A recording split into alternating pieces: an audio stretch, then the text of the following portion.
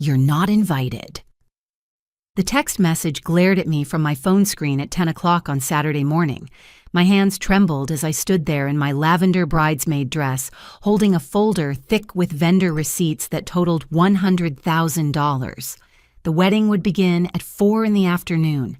6 hours from now, my sister Rachel would walk down the aisle at the Ritz-Carlton ballroom that I had reserved past 7 tiers of French vanilla cake I had ordered, accompanied by the 20-piece orchestra I had hired, surrounded by $10,000 worth of flowers I had selected. I had given my little sister the wedding of her dreams, emptying my savings account to replace what our parents could never provide. Now, with my hair professionally styled and makeup perfectly applied, I had just been uninvited to the very celebration I had created. 3 years earlier, my world shattered with a single phone call from the state police.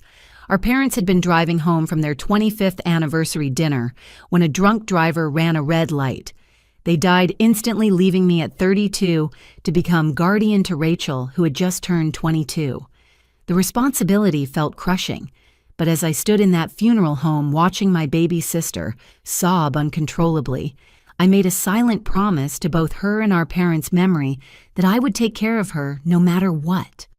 Those first months tested every ounce of strength I possessed. I juggled 2 jobs while completing my MBA at night, determined to secure a better future for both of us. My position as a financial analyst at a tech startup barely covered our apartment rent, so I took on freelance consulting work on weekends. Rachel struggled with grief differently than I did, throwing herself into her undergraduate studies while battling depression. I became her rock, her therapist, her cheerleader, and the closest thing to a mother she had left. "You don't have to do this alone," Rachel had whispered one night as I sat at the kitchen table surrounded by spreadsheets and bills. "I can get a job help out more." "Your job is to finish school," I told her firmly, echoing what our mother would have said. "Let me worry about the rest." The dynamic shifted when Rachel met Thomas during her senior year.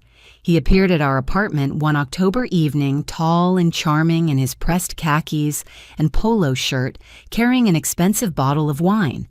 A pharmaceutical sales representative with what seemed like ambitious career goals, he impressed me with his attentiveness to Rachel. He remembered small details about her life, brought her favorite coffee during finals week, and spoke eloquently about their future together. "I think he's the one," Rachel confided after 6 months of dating, her eyes sparkling with a happiness I hadn't seen since before our parents died. I welcomed Thomas into our small family unit, grateful that Rachel had found someone who seemed to genuinely care for her. When he proposed on her graduation day with a modest but beautiful ring, I cried tears of joy. My baby sister had found love, stability, and a partner who could share the load I'd been carrying alone. The wedding planning began immediately with Rachel cutting out pictures from bridal magazines and creating Pinterest boards filled with elaborate centerpieces and designer gowns. Her enthusiasm dimmed when she calculated the costs. "Maybe we could do something small," she said one evening, closing her laptop with a sigh. "A backyard wedding or just City Hall with a nice dinner afterward." That night, I checked my bank account. My recent promotion to chief financial officer at the tech company had come with a substantial signing bonus, one I'd planned to invest. But watching Rachel try to shrink her dreams to fit her empty wallet broke my heart. Our mother had always talked about the elaborate wedding she'd throw for her daughters one day, describing the flowers, the music, the celebration of love surrounded by family. What if money wasn't an issue? I asked Rachel the next morning over breakfast. "Lynn, we can't afford fairy tales," she replied, stirring her coffee absently. "I got a bonus at work," I said, making the decision that would change everything. "A big one. Mom always wanted to give you a dream wedding. Let me do this for her for you." Rachel's eyes filled with tears. "I can't let you spend your money on my wedding." "It's not spending, it's investing." I insisted, reaching across the table to squeeze her hand. "Investing in your happiness, in honoring Mom and Dad. Please let me do this." The hug she gave me lasted so long I thought she'd never let go. "You're the best sister anyone could ask for," she whispered into my shoulder. We spent that afternoon planning every detail of what would become a six-figure celebration. I should have noticed the way Thomas's eyes lit up when Rachel told him about my offer, should have paid attention to how quickly he upgraded his expectations from modest to magnificent. But I was too caught up in Rachel's joy, too eager to give her everything our parents couldn't. As I stood there reading that crushing text message 3 years later, still clutching those receipts, my phone buzzed again. The sender wasn't Rachel. The messages had come from Thomas's phone, not my sister's, a detail that somehow made the betrayal cut even deeper. 6 months of wedding planning consumed my life in ways I never anticipated. Every Saturday morning while Thomas played golf with his buddies, Rachel and I would meet at coffee shops with binders full of vendor information. I had spreadsheets for everything: catering options, flower arrangements, music selections, photography packages. Rachel attended when her graduate school schedule allowed, but increasingly I found myself making decisions alone. "You have such better taste than I do," Rachel would say, rushing off to study for her social work exams. "Whatever you think is best." I threw myself into creating perfection.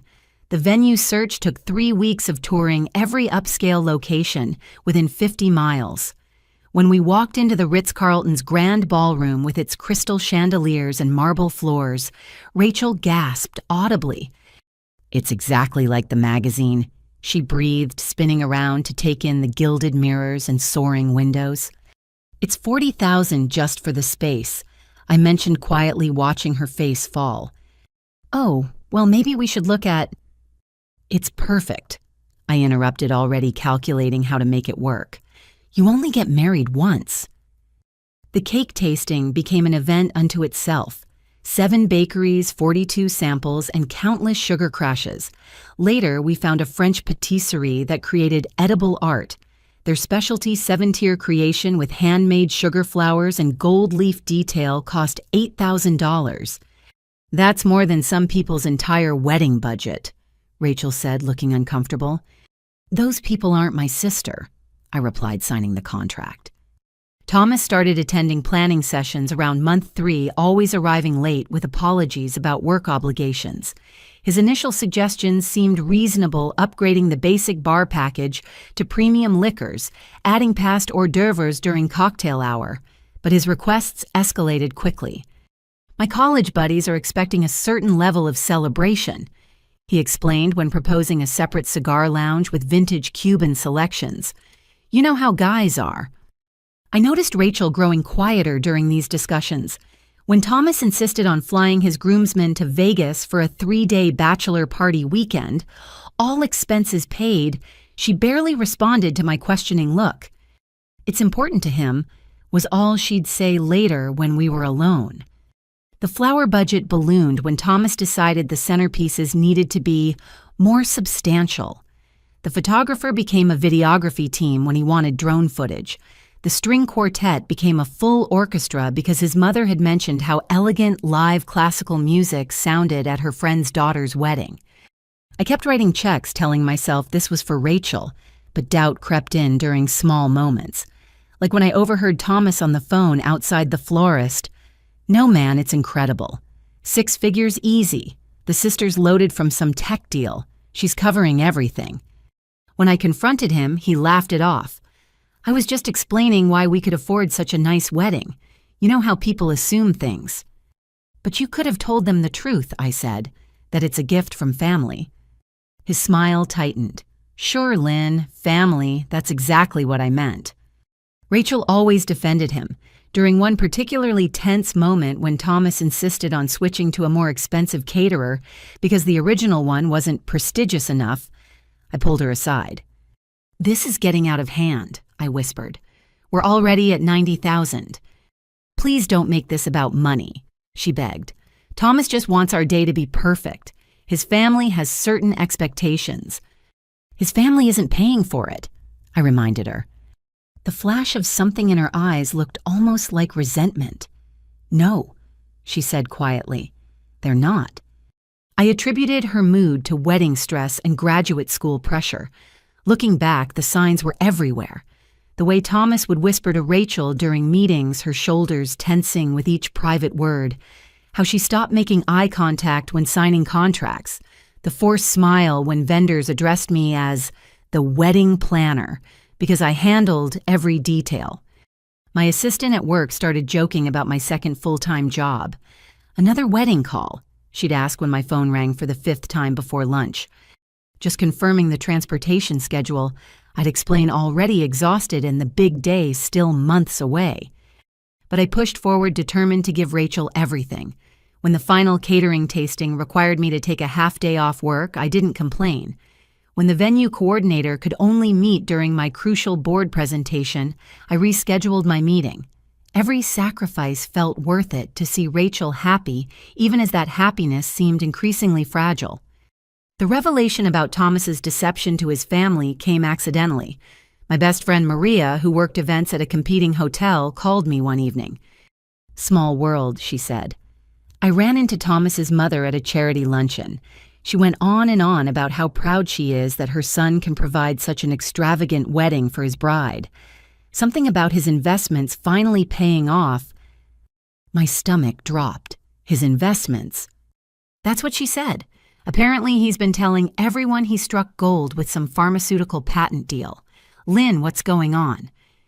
I sat in my car outside Rachel's apartment building for an hour that night, trying to decide whether to go upstairs and confront them. In the end, I drove home telling myself it didn't matter who got credit, as long as Rachel was happy. But the seed of unease had been planted, and with each passing day, it grew into something impossible to ignore. 2 months before the wedding, the universe began sending me signals I was too stubborn to acknowledge. The first incident seemed like a simple misunderstanding. Rachel had scheduled bridesmaid dress shopping for a Saturday afternoon, texting me the details of where and when to meet. I arrived at the boutique to find the other 4 bridesmaids already in matching champagne-colored gowns, laughing and taking photos. "Oh, Lynn." Rachel's friend Jessica looked surprised. "We thought you couldn't make it. Rachel said you had a work thing." I found Rachel in the alterations area, her face flushing when she saw me. "You're here," I thought. "Thomas said you texted about a conference call." "I never texted Thomas about anything," I said, slowly watching her fidget with her engagement ring. "Must have been a miscommunication," she mumbled, suddenly fascinated by a rack of veils. The dress they'd selected for me hung differently than the others, its style more matronly despite being the same color. When I suggested trying other options, Rachel's response felt rehearsed. "We already put the deposit down. Besides, you'll be so busy with maid of honor duties you won't even notice what you're wearing." That phrase about maid of honor duties proved ironic when 3 weeks later Thomas casually mentioned I wouldn't need to prepare a speech. "We're keeping toasts to a minimum," he explained over dinner at their apartment. "Just immediate family. Keeps things from dragging on." "But Lynn is immediate family," Rachel said quietly, pushing food around her plate. Thomas reached over to pat her hand, his gesture looking more like a warning than comfort. "Of course she is. I just meant blood relatives, parents, that sort of thing. You understand, right, Lynn?" I understood perfectly. I was good enough to fund their dreams, but not important enough to speak at the celebration. "Whatever makes you both happy." I managed the words, tasting bitter. The venue situation escalated my concerns from mild to serious. I'd been getting email updates from the coordinator about every detail, linen colors, chair arrangements, timeline adjustments. Then suddenly, the email stopped. When I called to confirm a menu change, the coordinator seemed confused. "Mrs. Morrison already approved everything yesterday," she told me, using Thomas's mother's name. "Gloria was here." "Oh yes, she's been wonderful. She said you'd transferred planning duties to her since you're so busy with work. She even brought her own clipboard." I drove to the hotel, immediately finding Gloria in the ballroom, directing staff on where to place the gift table. She wore a St. John suit and an expression of territorial satisfaction. "Lynn, darling."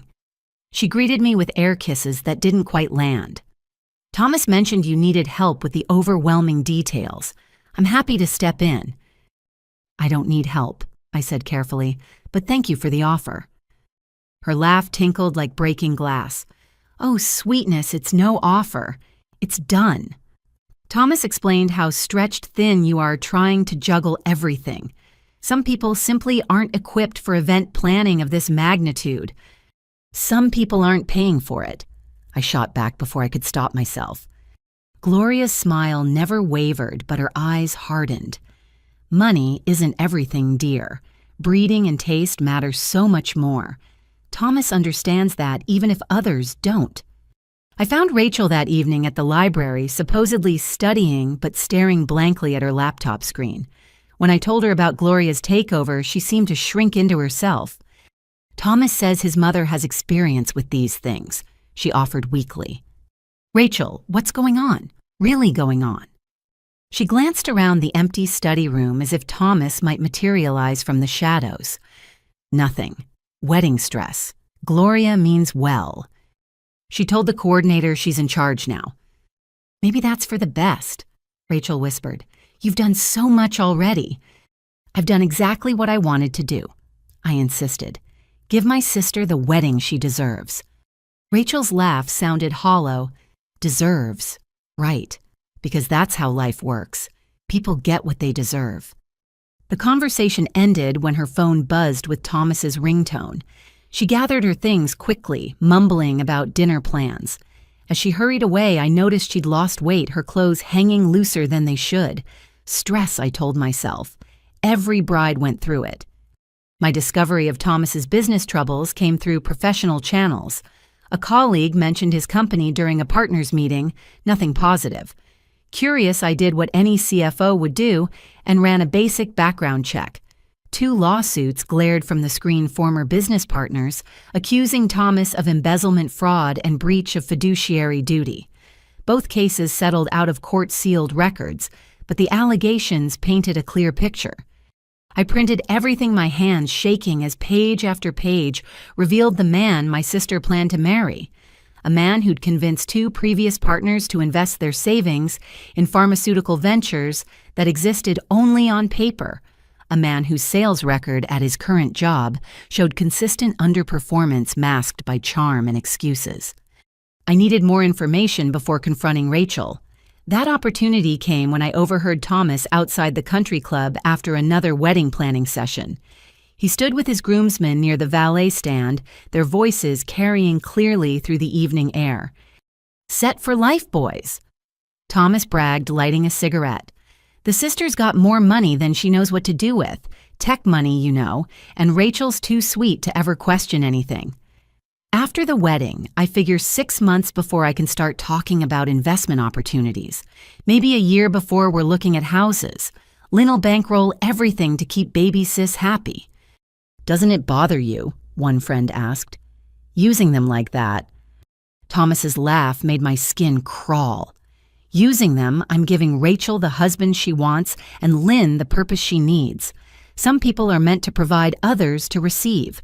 Natural order of things."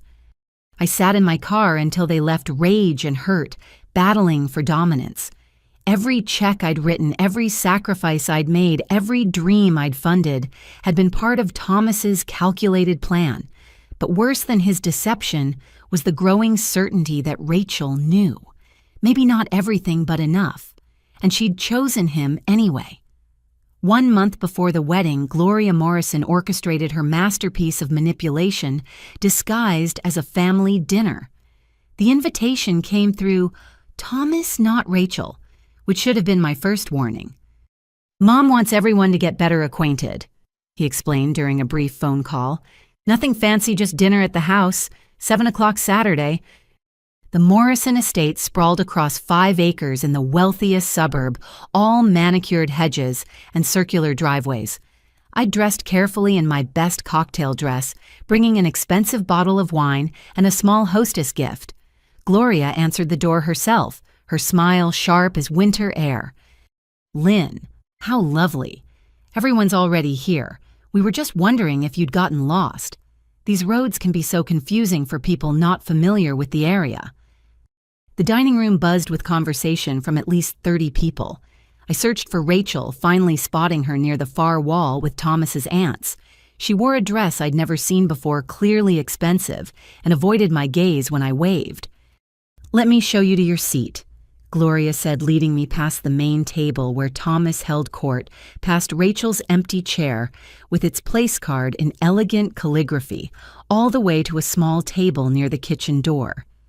My dining companions included Thomas's ancient great-aunt, who spent the evening discussing her cats, and a couple who turned out to be Gloria's accountant and his wife. "I thought this was family dinner," I mentioned to the accountant's wife. "Oh, it is," she replied. "Gloria always includes the help at these gatherings. So generous of her." The implication hit like ice water. In Gloria's careful seating arrangement, I'd been classified as staff, not family. I watched Rachel take her place at the main table, Thomas's hand possessively on her back as he guided her to the chair. She still wouldn't look my way. Gloria commanded attention for the toast after the second course. She stood regally crystal glass, catching candlelight, her voice carrying to every corner of the room. I wanted to gather everyone to celebrate Thomas and Rachel's upcoming nuptials. She began pausing for appropriate applause. As a mother, nothing brings me greater joy than seeing my son step into his role as provider and protector. Thomas has worked tirelessly to ensure their wedding reflects the Morrison standard of excellence. Murmurs of approval rippled through the room. I gripped my water glass tighter. "The venue, the flowers, every exquisite detail," Gloria continued, "represents Thomas's commitment to giving Rachel the life she deserves. Not everyone understands the responsibility that comes with such generosity. The burden of ensuring family is cared for, traditions, upheld, standards maintained." Her eyes found me across the room, holding my gaze as she delivered the final blow. "We're so blessed that Thomas has the means and wisdom to create such magic. Some people live beyond their capabilities, grasping for what they can't afford, but not my son. He's proven that success comes to those who earn it properly." The room erupted in applause and calls of "Hear, hear." I sat frozen, watching Rachel stare at her untouched champagne. She knew. Every person at that main table knew exactly who'd paid for every detail Gloria praised, and they were all complicit in the lie. Dinner stretched endlessly. Course after course appeared while I made polite conversation with the cat lady and tried not to watch Thomas accept congratulations for his largesse. When I excused myself to find the bathroom, I had to pass the main table. Rachel finally met my eyes, her expression pleading for understanding I couldn't give. "Lynn," she started reaching for my hand. Thomas immediately intervened, his movements smooth as a snake. "Sweetheart, Aunt Marion was just asking about your grad school program. Lynn, the powder room's down the hall, second door on the right." Dismissed like a servant given directions. I locked myself in that beautifully appointed bathroom and tried to breathe through the humiliation. My phone showed 3 missed calls from Maria, probably checking on me. I sent a quick text, "In hell, we'll call later." When I returned, dessert was being served, but my appetite had vanished. I made appropriate excuses to my table mates and went to say goodbye to Gloria, maintaining the polite fiction for a few more weeks. "Leaving so soon?" she asked with false concern. "But you'll miss coffee and Thomas's surprise announcement." "Early morning tomorrow." I lied smoothly. "Thank you for including me." "Of course, dear, though I do hope you'll remember your place at the actual wedding. We wouldn't want any confusion about roles and responsibilities." I found Rachel in the hallway, Thomas nowhere in sight for once. "We need to talk," I said quietly, without him. "There's nothing to talk about," she whispered, glancing nervously toward the dining room. "Please, Lynn, just let it go." Let what go? The fact that his mother just spent an hour crediting Thomas for my $100,000 gift, or that you sat there and let her— "You don't understand," Rachel said, tears forming. "It's complicated. Thomas has expectations, his family has a certain image. Built on my money and your silence," I finished.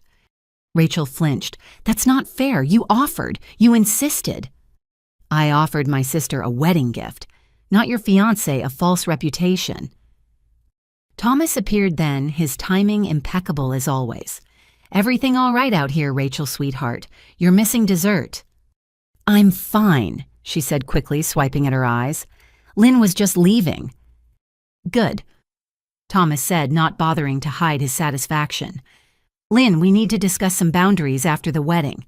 Family dynamics will be changing." "Will they?" I asked, meeting his cold gaze. "How interesting. Rachel, call me when you're ready to talk. Alone." I left them in that hallway, Gloria's voice drifting from the dining room as she regaled her guests with more tales of Thomas's success. The valet brought my car, probably wondering why someone from the help had parked out front. During the drive home, I finally understood the full scope of what I'd been funding, not just a wedding, but Thomas's entire facade, and Rachel had chosen to be his accomplice. That night, I pulled out every contract, every receipt, every email chain related to the wedding.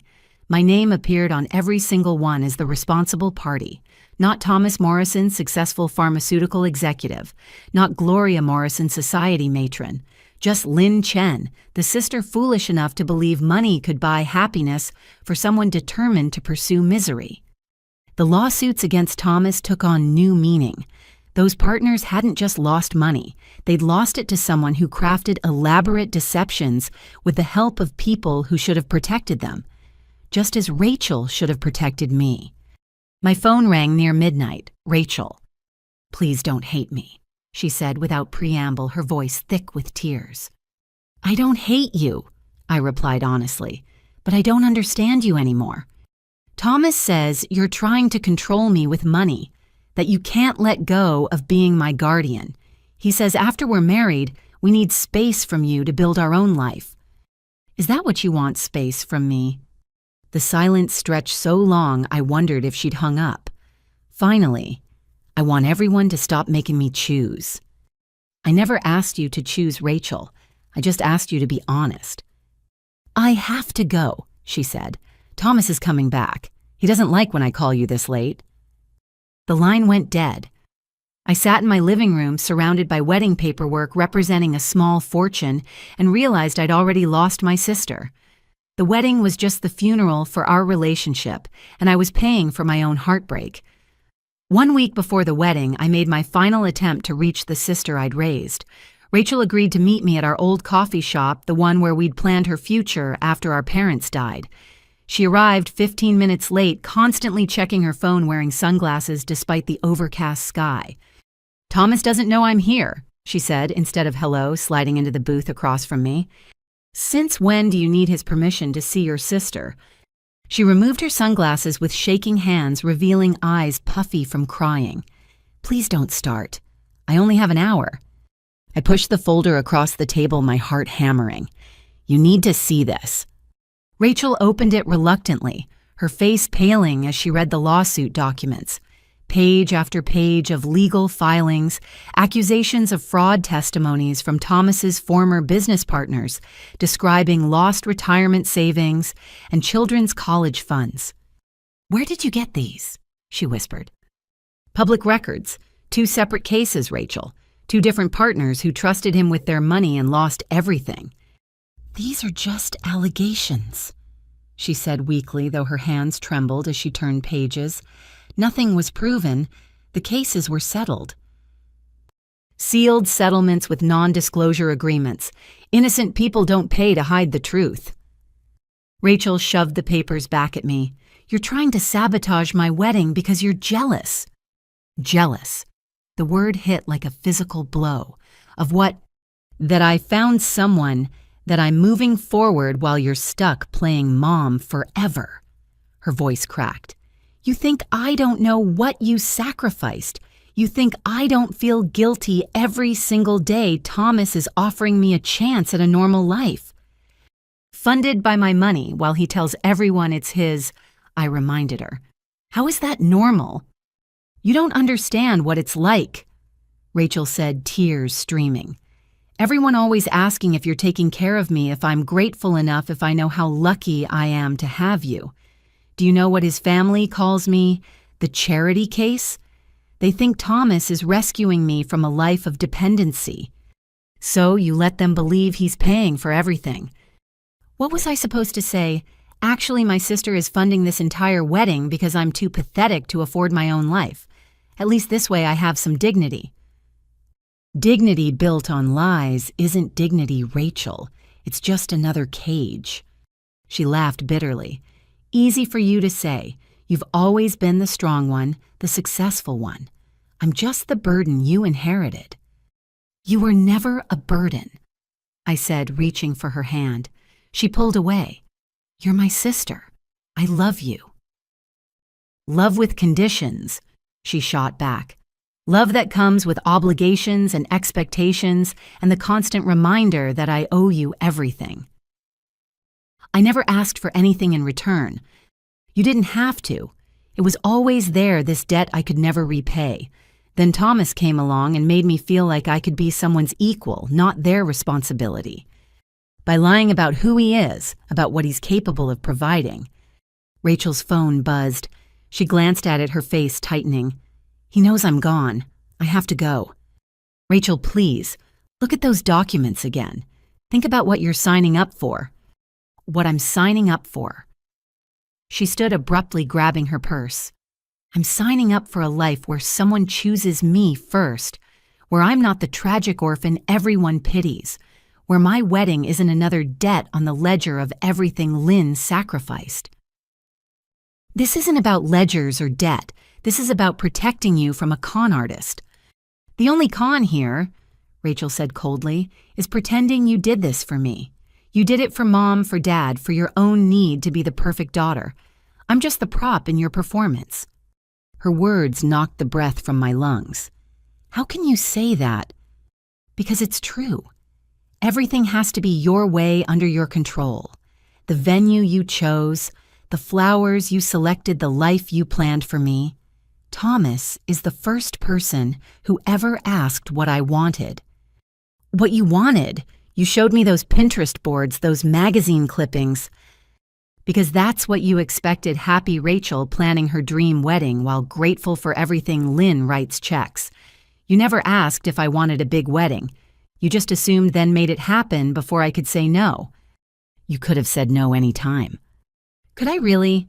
After you announced you were using your bonus, after you told everyone how you were honoring Mom and Dad, I became the ungrateful sister the moment I had doubts.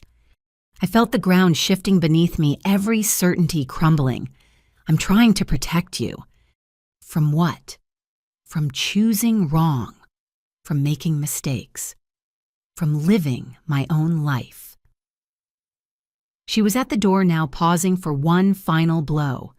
"You know what Thomas told me last night? He's putting me on his insurance after the wedding. His really good insurance, so I can finally get help." "Help?" "Therapy. For codependency. For survivor's guilt. For all the ways you keeping me close has kept me from growing up." The door chimed as she left. I sat frozen, coffee growing cold, her accusations replaying in an endless loop. Was she right? Had my love become a prison? Had my protection prevented her growth? My phone rang. Thomas.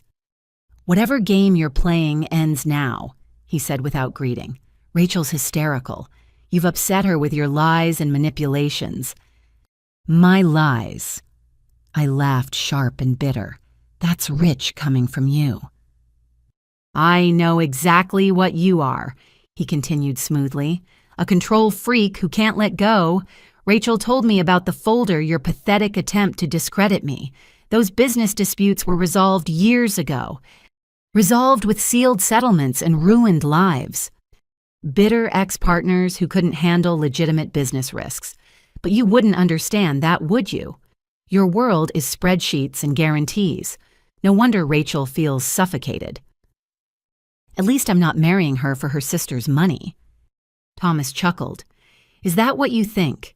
That I need your money? I'm marrying Rachel because I love her, because I see her potential beyond being your permanent child. The wedding. That's your guilt, offering not my con. I'd marry her in a courthouse tomorrow if that's what she wanted." "Then why don't you—" "Because unlike you, I actually listen to what she wants. And what she wants is to finally step out of your shadow. The wedding you planned, the one you're so proud of. She hates every overpriced detail. but won't tell you because she's terrified of disappointing the great Lin Chen. You're lying. Ask yourself why she needed me to speak at vendor meetings, why she stopped making eye contact when signing contracts, why she cries every time we discuss table arrangements. Your gift isn't generous, Lin. It's oppressive. If she feels that way, why hasn't she told me the same reason she didn't tell you about the panic attacks or the antidepressants or the nights she stays awake feeling crushed by guilt? You've made yourself so essential to her survival that honesty feels like betrayal. You're manipulating her. I'm freeing her from you, from this sick dynamic where she'll never be more than the helpless little sister, from the life sentence of gratitude you've imposed. So yes, I let my mother believe I'm paying for the wedding. Yes, I take credit for your money, because for once in her life, Rachel gets to be with someone who doesn't see her as a charity case. I never... Save it. Thomas cut me off. Here's what's going to happen. You'll show up to the wedding, play your part, and then fade into the background where you belong. No speeches, no mother of the bride nonsense, no tearful sisterly moments. You'll be a guest, nothing more. I'm paying for everything. Which was your choice? A gift, you said. Well, gifts don't come with conditions or control. They certainly don't grant you ownership of our lives. If you hurt her, the only person hurting Rachel is you. Every check you write, every decision you make for her, every time you swoop in to save her, you're telling her she's incapable. I'm showing her she's enough, flawed, struggling, imperfect, and absolutely enough. The line went dead. I drove home in a daze, Thomas's words, mixing with Rachel's accusations until I couldn't separate truth from manipulation. The wedding contracts sat on my kitchen counter, my name on every line, my promises to every vendor. I'd thought I was building her dream. Had I constructed her nightmare instead? That night, I called Maria, needing someone who'd known us before everything went wrong. Am I controlling? I asked without preamble. Maria sighed. You're protective. Sometimes that looks like control. Rachel says I've kept her from growing up. Maybe, Maria said gently. Or maybe she's found someone who tells her what she wants to hear instead of what she needs to know. Both can be true. I don't know what to do. Show up, be her sister, let her make her own mistakes. Even if the mistake costs her everything. Especially then. That's what love looks like sometimes. Being there to help pick up the pieces instead of preventing them from falling. I hung up more confused than ever. The wedding was in 7 days. Every vendor would expect final payment. Rachel would wear the dress I'd bought to marry a man I'd funded, while his family perpetuated a lie I'd enabled. And somehow, I'd become the villain in her story. The cruelest part was the grain of truth in their accusations. Had I held on too tight, had my grief transformed love into control, had I failed my sister by succeeding too well at protecting her? The questions haunted me through sleepless nights, but one truth remained: the wedding would happen. The only decision left was whether I'd watch my sister marry a liar or become the bitter sister who ruined her happiness. Either way, I'd already lost her. Saturday arrived with the kind of crisp autumn sunshine that wedding photographers dream about. I'd been awake since 4, unable to quiet my racing thoughts. My bridesmaid dress hung on the closet door, its champagne fabric catching the early light. The hair and makeup team would arrive at 7, scheduled and paid for by me, like every other detail of this day. By 6:30, I was showered and wrapped in my silk robe, the one Rachel had given me last Christmas, with Sister of the Bride embroidered on the back. The irony wasn't lost on me as I spread vendor contracts across my dining room table. Final payments due upon arrival: $40,000 to the Ritz-Carlton, $8,000 to the florist, $12,000 to the caterer, $5,000 to the orchestra, $3,000 to the photographer and videographer team. Nearly $70,000 in checks, all drawn from my accounts. My phone buzzed with vendor confirmations. The florist would arrive at noon to begin ballroom setup. The caterer needed final head count by 2. The orchestra requested the playlist confirmation. Business as usual for them, the complete destruction of my family for me. I'd finished my coffee and started on makeup when my phone lit up at exactly 10 o'clock. The number was Thomas's, but I knew before opening it that this was the moment everything would change. "You're not invited." 3 words that shattered 3 years of sacrifice. I stared at the screen, reading them over and over, waiting for a follow-up, a correction, an apology, anything that would make this make sense. Nothing came. I called Rachel, straight to voicemail, called again, same result. My hand shook as I dialed Thomas, and to my surprise, he answered on the second ring. "Ah, Lynn, I wondered how long you'd wait before calling." His voice dripped satisfaction. "What is this?" "It's clarity. Rachel and I discussed it last night, and we agreed your presence would add unnecessary tension to our special day." My presence, I planned every detail of this wedding. Thomas laughed, the sound sharp as broken glass. "Which is exactly why you're not needed anymore. The work is done. The checks can be delivered by courier." "You can't be serious." Deadly serious. Mother felt and Rachel agreed that having you there would confuse the narrative. People might ask questions about your involvement, and frankly, that's not the story we want to tell. "The story? This is my sister's wedding." "No," Thomas corrected smoothly. "This is my wedding. To my wife. In my world. You're part of Rachel's past, the painful chapter she's closing. We've decided a clean break is healthiest for everyone." "Let me talk to Rachel." "She doesn't want to talk to you. This was actually her idea, you know. After your little ambush at the coffee shop, she realized how toxic your influence has become." "You're lying." "The invitation revocation came from her phone originally," Thomas said. "But she was too emotional to send it. Kept crying about letting you down gently. I offered to handle it from my phone to spare her the pain." "She wouldn't do this." "Wouldn't she?" "The same woman who sat silent while my mother credited me for your money, who chose me over your warnings. Face it, Lynn. Rachel made her choice, and it wasn't you." My legs gave out. I sank onto the couch, still clutching the phone. "The wedding can't happen without my payments." "About that." Thomas's voice turned businesslike. "You'll messenger the checks to the hotel by 2. The concierge will handle distribution. Unless you want to destroy your sister's happiness entirely, imagine the embarrassment when 200 guests arrive to find no wedding because bitter big sister threw a tantrum." "You're insane if you think—" "I think you'll do exactly what you've always done," he interrupted. "Whatever's best for Rachel. And what's best is for you to accept your dismissal gracefully. Send the check, stay home, and let her start her new life without the weight of obligation you represent." "This won't work. People will ask where I am." "We've prepared for that. A sudden illness so unfortunate. Rachel will bravely carry on despite her sister's absence. Very touching, really. Mother's already practicing her sympathetic face." "You've thought of everything." "I'm protecting my wife from someone who refuses to let her grow. That's what husbands do." "What husbands do is lie to everyone about who's paying for their scam of a wedding." Thomas's laugh was cold. "The only scam here is you trying to buy relevance in Rachel's life. Newsflash, she doesn't need your money anymore. She has me, my insurance, my stability, my family's connections. You're obsolete." "Your stability. You mean the job you're barely hanging on to, the lawsuits you settled, the debts you're hiding. Ancient history that desperate people dig up when they're losing.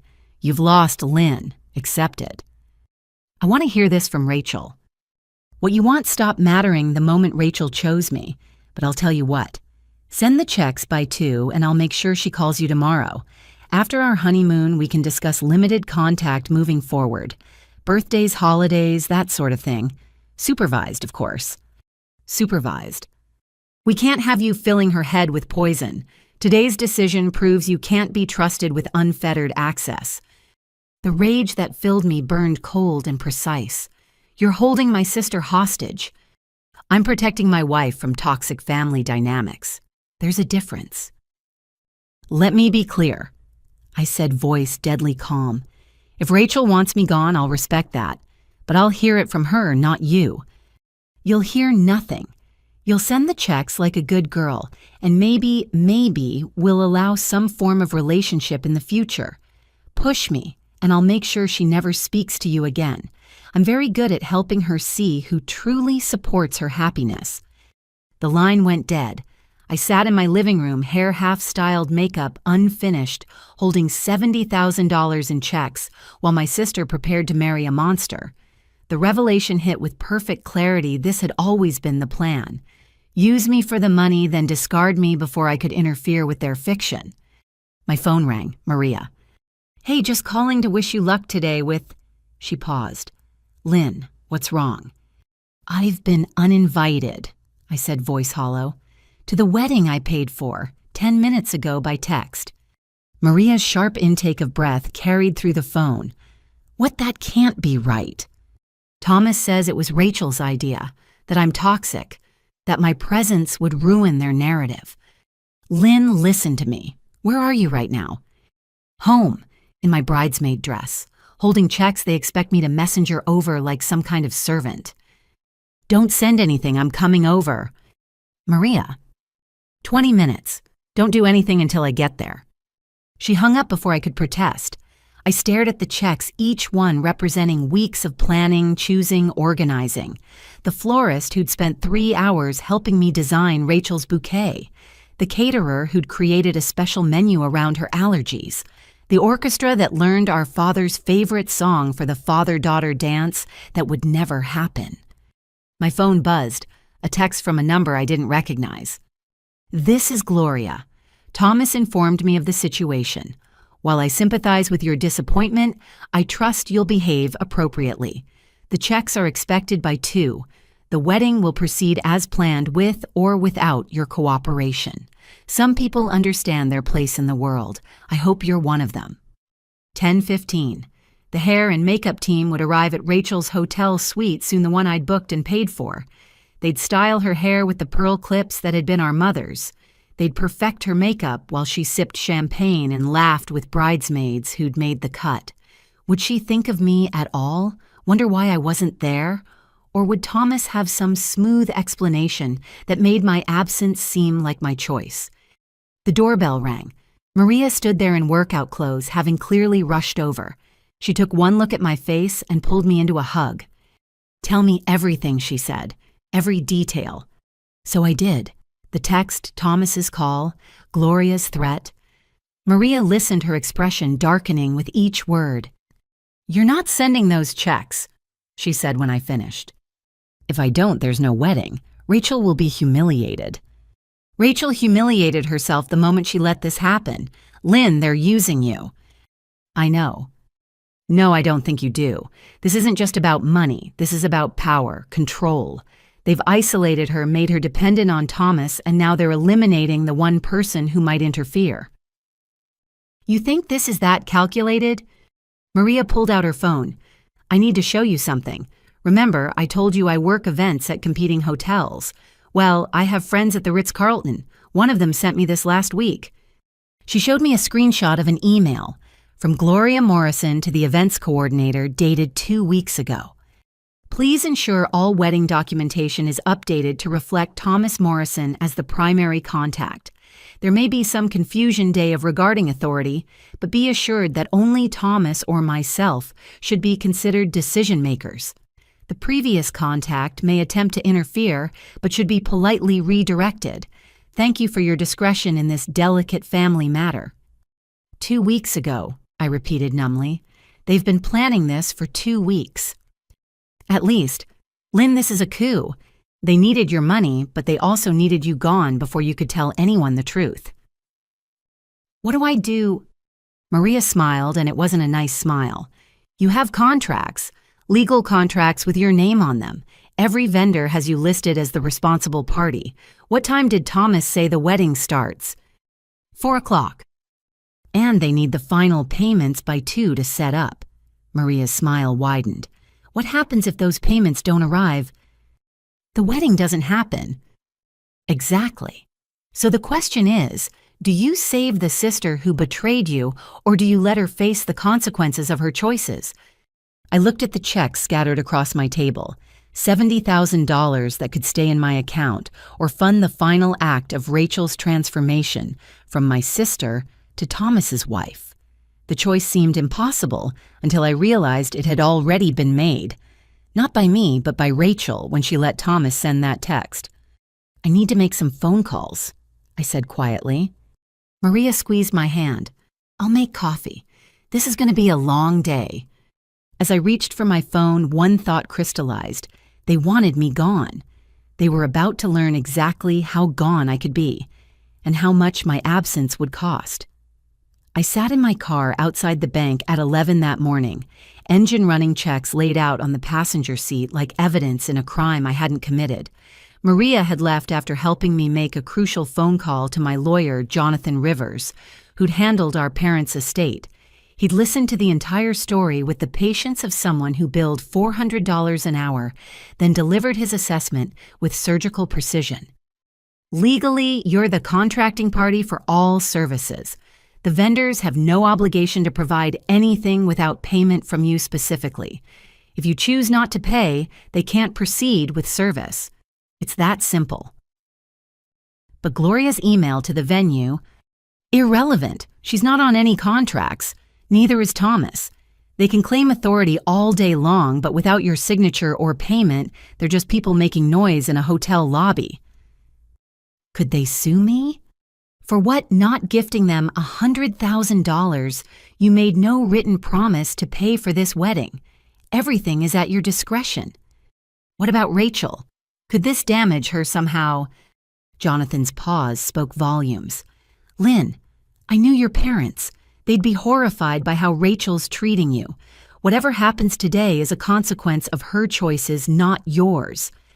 Now I sat in the bank parking lot watching normal people go about their Saturday errands, oblivious to the bomb I was about to detonate in my sister's life.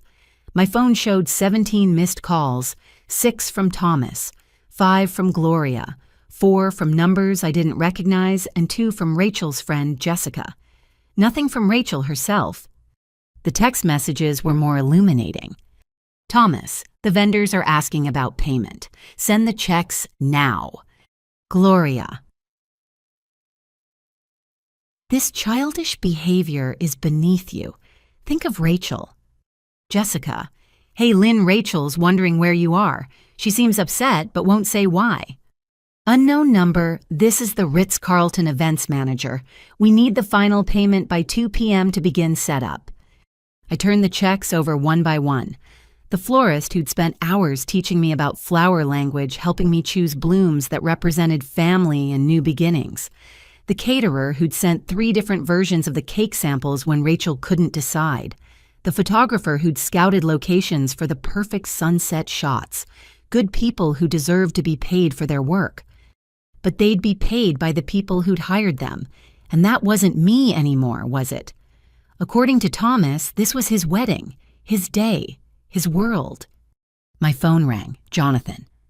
"I've been thinking," he said without preamble. "There's another angle here. Call each vendor, explain the situation. Offer them a choice. They can pursue Thomas and Gloria for payment since they're claiming ownership, or they can cancel services entirely. Most will choose cancellation over a legal battle. That seems cruel to the vendors. Cruel is letting someone steal credit for your generosity, then ban you from the celebration. This is just business." After he hung up, I made my decision. Not in anger, though I felt plenty of that. Not in revenge, though the thought had appeal. I made it from clarity, the kind that comes when someone shows you exactly who they are and what you mean to them. I called the Ritz-Carlton first. "This is Lynn Chen. I have the Morrison Chen wedding this afternoon." "Oh yes, Ms. Chen, we're all set for your arrival with the final payment." "There's been a change. I won't be providing payment." Silence, then carefully, "I see. May I ask why?" "The bride and groom have informed me I'm no longer welcome at the wedding. As I'm sure you understand, I can't pay for an event I've been banned from attending." "But the ballroom, the setup..." "I'm aware. Per our contract, you're welcome to pursue payment from Thomas Morrison or Gloria Morrison, who've claimed responsibility for the event. I'll email you their contact information. Miss Chen, we have 200 guests arriving at 4. Then I suggest you contact the Morrisons immediately. Thank you for your excellent service over these past months. I hung up and worked through the list. Each call followed the same pattern shock confusion than professional acceptance. The florist was the hardest. But I've already loaded the truck, she said, voice small. $10,000 worth of arrangements. I'm so sorry, Patricia. You've been wonderful. But I can't pay for flowers I'll never see at a wedding I can't attend. What should I do with them? I thought of the shelter where Maria volunteered. I have a suggestion. There's a women's shelter downtown that would love fresh flowers. Would you consider donating them? I'll personally pay you $2,000 for your trouble and delivery costs. That's very kind. Yes, I can do that. One by one, I canceled my sister's dream wedding. The caterer agreed to donate the food to local shelters rather than waste it. The orchestra was disappointed but understood. The photographer kept the deposit and wished me well. By noon, I'd systematically dismantled 6 months of planning with 10 phone calls. My phone exploded with notifications. I turned it off, went inside the bank, and deposited every check back into my account. The teller smiled and wished me a lovely weekend. If only she knew. I drove home the long way past the Ritz-Carlton. No signs of wedding prep in the circular drive. No flower delivery trucks. No anxious wedding party members. Just regular Saturday afternoon traffic at a luxury hotel. Back home, I changed out of my bridesmaid dress and into comfortable jeans and a sweater. I poured a glass of wine, sat on my balcony, and turned my phone back on at exactly 2 o'clock. 47 missed calls, 83 text messages. The voicemails started playing automatically. Thomas furious. What have you done? The venue just called. Says you canceled. This is illegal. You can't do this. Gloria shrill. You horrible, vindictive girl. How dare you ruin Rachel's day? We'll sue you for everything. An unknown woman. Hi, this is Ashley from the Ritz-Carlton. Mr. Morrison is here demanding we honor the booking, but we can't without payment. He's very upset. Should we call security? Rachel, finally. Rachel sobbing, Lynn, please, I don't understand what's happening. They're saying there's no wedding. Please call me back, please. I'm sorry about the text, Thomas said. Just please call me. I listened to them all, each one painting a clearer picture of the chaos I'd created. By 2:30, Thomas had tried to pay with 3 different credit cards, all declined. Gloria had made a scene so dramatic that hotel security intervened. Rachel had locked herself in the bridal suite bathroom. The text from Maria made me smile. Friend at the Ritz says it's absolute pandemonium. Thomas tried to convince them to set up on credit. Gloria actually offered her jewelry as collateral. You did the right thing. At 3 o'clock, my doorbell rang. I ignored it.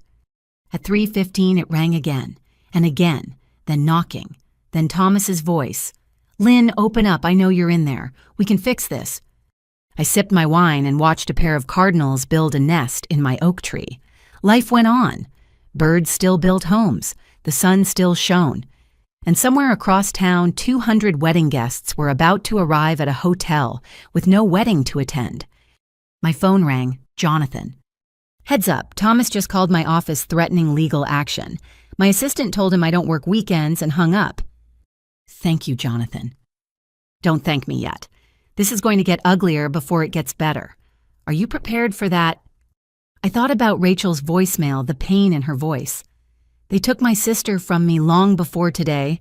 I'm just finally admitting she's gone. Your parents would be proud of you for standing up for yourself. Would they? Eleanor Chen once told me daughters were life's greatest gift and biggest challenge. She said the hardest part was knowing when to let go. I think she'd understand. After we hung up, I sat in the gathering dusk phone, silent for the first time all day. Somewhere my sister was discovering that choices have consequences, that you can't build happiness on someone else's heartbreak, that when you choose a con artist over family, you gamble everything on a lie. The wedding gifts I'd bought Rachel sat in my closet. Our mother's pearl necklace restrung a photo album filled with pictures of our family, a letter I'd written about love and marriage and forever. She'd never see them now. Thomas had made sure of that when he sent his text. By 4 o'clock, when Rachel should have been walking down an aisle scattered with rose petals, I was making myself dinner.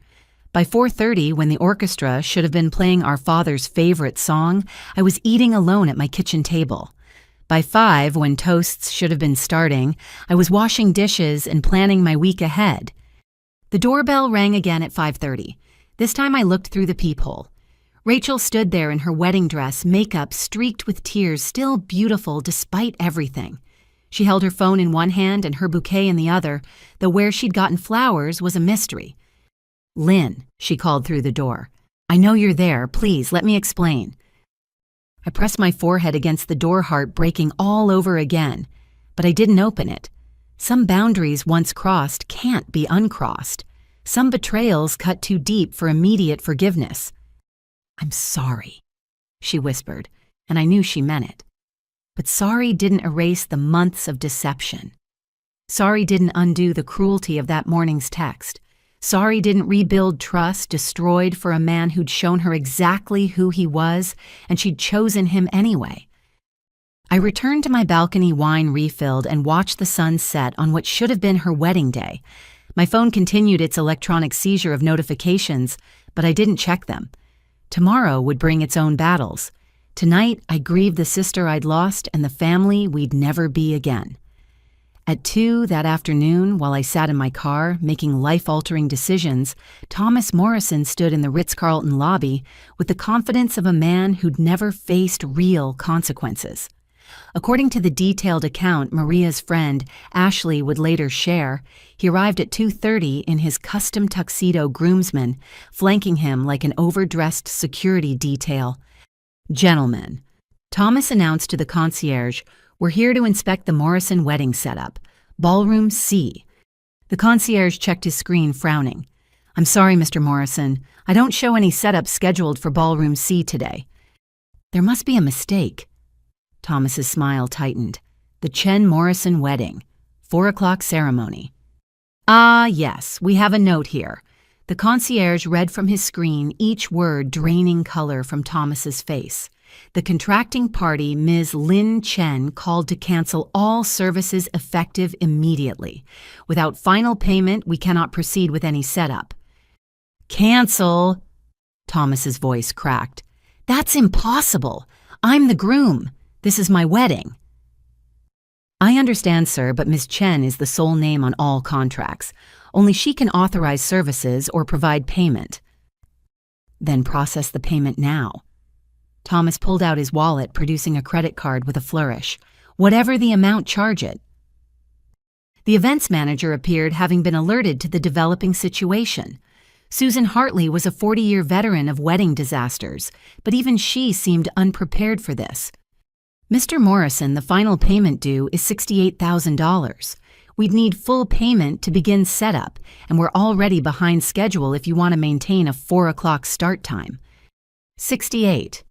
Thomas swayed slightly. "Just for the venue. That includes catering, service staff, setup, breakdown, and all contracted additions you requested. The cigar lounge premium bar package, additional past hors d'oeuvres." "Fine, run the card."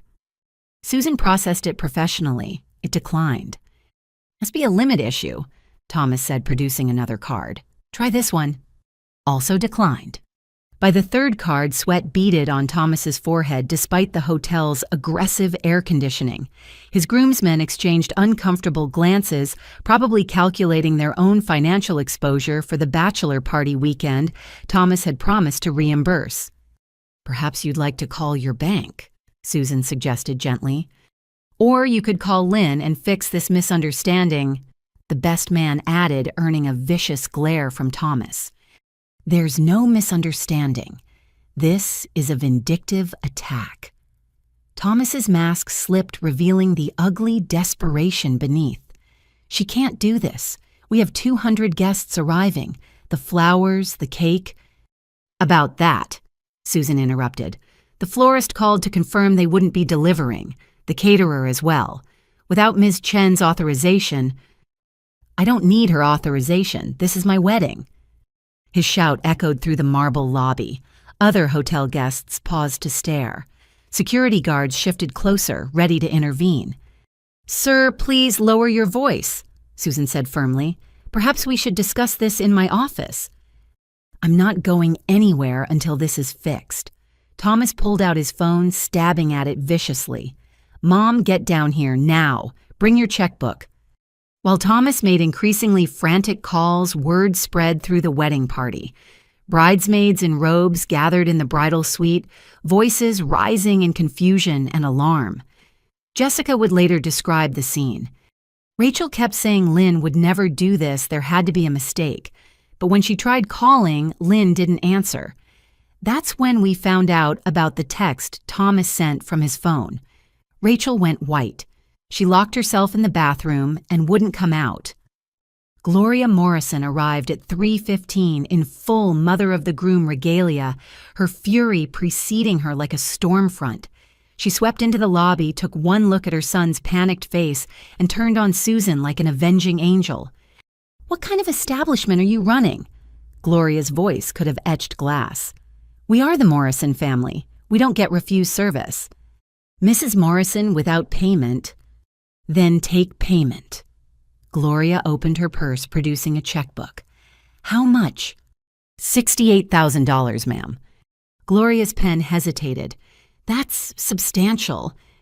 "It's the contracted amount for all services. We'd also need additional fees for rush setup as we're now significantly behind schedule." "This is extortion." "This is business," Susan replied coolly. "We provide services. Someone pays for them. Ms. Chen chose not to pay, which is her right as the contracting party." "Her right." Gloria's voice rose to near shriek. "She has no rights here. This is my son's wedding." "Which someone else was paying for," Susan observed. Rather generously, I might add. The standoff continued for 20 minutes. Gloria wrote a check for $20,000, claiming it was a deposit while they sorted out this confusion. Susan politely declined, explaining they needed full payment or no, services would be provided. Meanwhile, Thomas had retreated to a corner phone pressed to his ear as he cycled through damage control calls. His side of the conversations painted a picture of escalating disaster.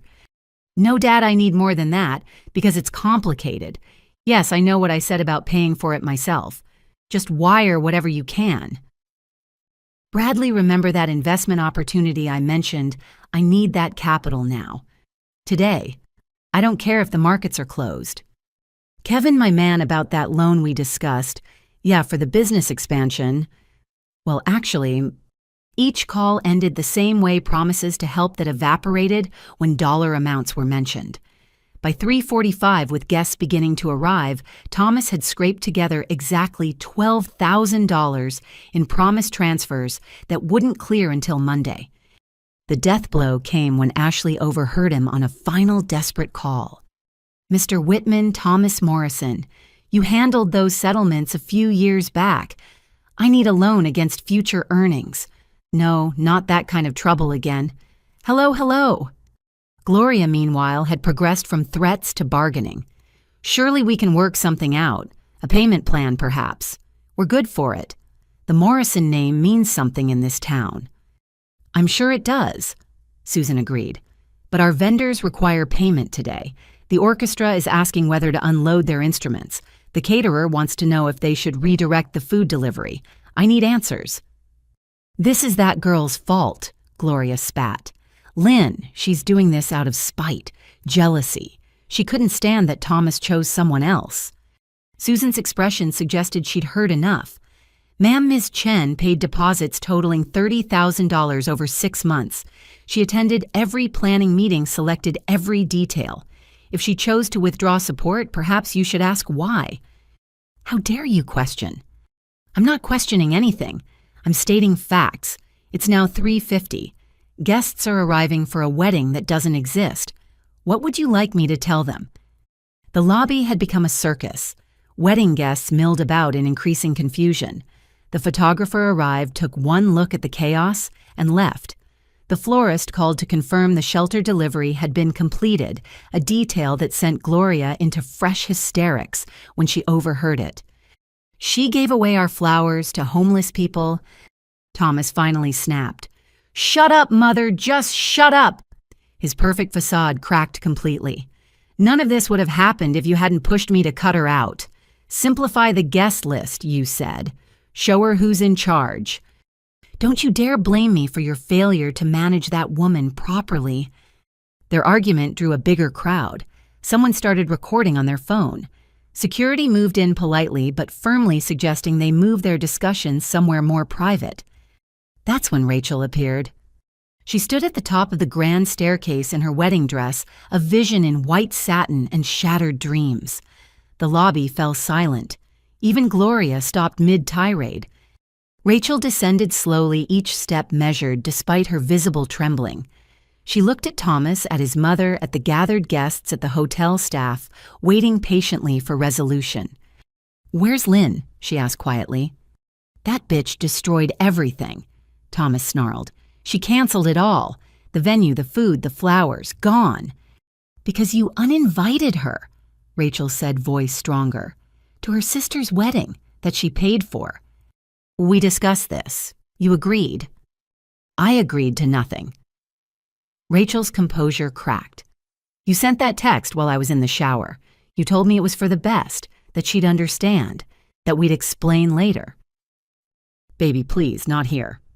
"Where then? In the ballroom that doesn't exist. During the reception that won't happen. In front of the guests who came to watch me marry a man who doesn't exist." "What's that supposed to mean?" "It means I know about the lawsuits, the debts, the lies." Rachel pulled off her engagement ring, holding it up to the light. "This isn't even real. Is it just like everything else about you?" The lobby erupted. Guests gasped. Gloria shrieked denials. Security flanked the group, ready to intervene if things turned physical. But Thomas just stood there, mask finally gone, revealing the desperate con man beneath. "Rachel, sweetheart, let's discuss this privately." "Discuss what?" "How you convinced me to betray the only family I have left. How you isolated me from my sister. How you made me believe she was controlling when you were the one pulling every string." She turned to the events manager. "Susan Wright, I apologize for all of this. Please bill any cancellation fees to Thomas Morrison. After all, he's the successful businessman who funded this whole affair. Right, Gloria?" With that, Rachel walked out of the Ritz-Carlton, still in her wedding dress, leaving Thomas to face 200 confused guests and a hotel demanding $68,000 he'd never had. By 4:15, when the ceremony should have been ending, security was escorting the Morrison family from the premises. By 4:30, guests were sharing the story on social media, complete with videos of Gloria's meltdown and Thomas's unraveling. And somewhere across town, I sat on my balcony, unaware of the full scope of the chaos I'd unleashed, but certain of one thing, the truth. Like the wedding flowers now brightening a women's shelter had finally found its proper home. While Thomas faced his public humiliation in the hotel lobby, Rachel experienced her private devastation in the bridal suite. According to her bridesmaid Amber, who later shared the story with mutual friends, the unraveling began at exactly 3 that afternoon. Rachel sat at the vanity while the makeup artist added finishing touches, her phone buzzing insistently on the table. She'd been ignoring it, following the old superstition about grooms not contacting brides before the ceremony. But when Jessica burst in, face flushed from running in heels, the fairy tale shattered. "Rachel, there's a problem downstairs. Thomas is in the lobby yelling at staff. Something about payments." "What kind of problem?" Rachel asked the makeup artist's hand, freezing mid-stroke. "I don't know exactly, but I heard your sister's name. The manager is saying something about canceled contracts." Rachel grabbed her phone, seeing 17 missed calls from Thomas and a string of increasingly frantic texts. "Where are you? We have a situation. Lynn canceled everything. Answer your phone." She dialed Thomas, her hands shaking. He answered on the first ring, his voice tight with barely controlled panic. "Finally, your sister has lost her mind. She canceled the entire wedding. Venue, food, flowers, everything. That's impossible, Rachel said, though ice formed in her stomach. Lynn wouldn't. She did. The hotel wants $68,000 or they won't set up anything. My cards aren't working. I need you to call her. Fix this now. Your cards aren't working, Rachel echoed the makeup artist, quietly packing up her supplies. It's a banking error. Look, that doesn't matter right now. What matters is your psychotic sister is trying to ruin our wedding. Get down here. Thomas, why would she cancel everything? A pause, then defensive. How should I know? She's always been unstable. Jealous. You said so yourself. I never said. Rachel stopped remembering all the conversations where Thomas had put those words in her mouth, and she'd been too tired to argue. The text. This is about the text you sent. The text you approved, he shot back. You said she was too controlling, that we needed space. I said I was overwhelmed. I never said to uninvite her. Semantics. Look, baby, we can assign blame later. Right now, I need you to call Lynn and beg. Grovel if you have to. Remind her this is your day. My day. Rachel's voice rose. My day that she planned every detail of my day that she paid for while you told everyone it was your money. Not now, Rachel. Then when after the wedding that's not happening. During the honeymoon, we can't afford. The bridesmaids clustered near the door, pretending not to eavesdrop while obviously hanging on every word. Jessica stepped forward, voice gentle. Rach, maybe you should go downstairs. See what's actually happening. Rachel stood, her dress rustling. Thomas, I'm coming down. Don't do anything else until I get there. Hurry, guests are starting to arrive. She hung up and turned to her bridesmaids. Can someone try calling Lynn, please? They all reached for their phones, but Rachel already knew it was futile. Lynn had been uninvited via text at 10 that morning. It was now past 3. If her sister had wanted to be reached, she would have answered by now. The elevator ride felt endless. Rachel caught her reflection in the mirrored walls, perfect dress, perfect hair, perfect makeup, all dressed up for a wedding that was evaporating like morning mist. The thousands Lynn had spent on this dress alone made her stomach churn. The lobby scene exceeded her worst expectations. Thomas and Gloria stood near the concierge desk, both talking over each other to a patient hotel manager. Wedding guests milled about in confusion. Someone's child ran past in a flower girl dress, oblivious to the adult drama. Gloria spotted her first. Thank God, talk sense to these people. They're being completely unreasonable. Mrs. Morrison. The manager interjected. We're being professional. Services require payment. Without it, we cannot proceed. But Lynn paid deposits, Rachel said. Substantial deposits. Yes, which covered preliminary costs. The balance of $68,000 was due today. Ms. Chen informed us this morning she would not be providing payment and canceled all services. This morning, after the text, Rachel turned to Thomas. Show me your phone. What? Your phone. Show me the text you sent Lynn. This isn't the time. Show me the text, Thomas. He reluctantly pulled out his phone, scrolling to the message. Rachel read it, each word a nail in her relationship's coffin. You're not invited. 3 words that had destroyed everything. You sent this at 10, she asked quietly. We agreed she was causing too much stress. I was in the shower. You sent this while I was in the shower, then told me it was handled. I thought you meant you'd talked to her about boundaries, not banished her entirely. Same difference. Same difference. Rachel's voice could have frozen hell. The woman who raised me, who paid for all of this, and you thought banning her was the same as setting boundaries.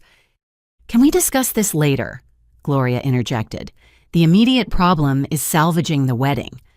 There is no wedding, Susan the manager said firmly. Without payment, we cannot provide any services. The ballroom remains locked. The caterer has been redirected. The flowers have been donated to charity.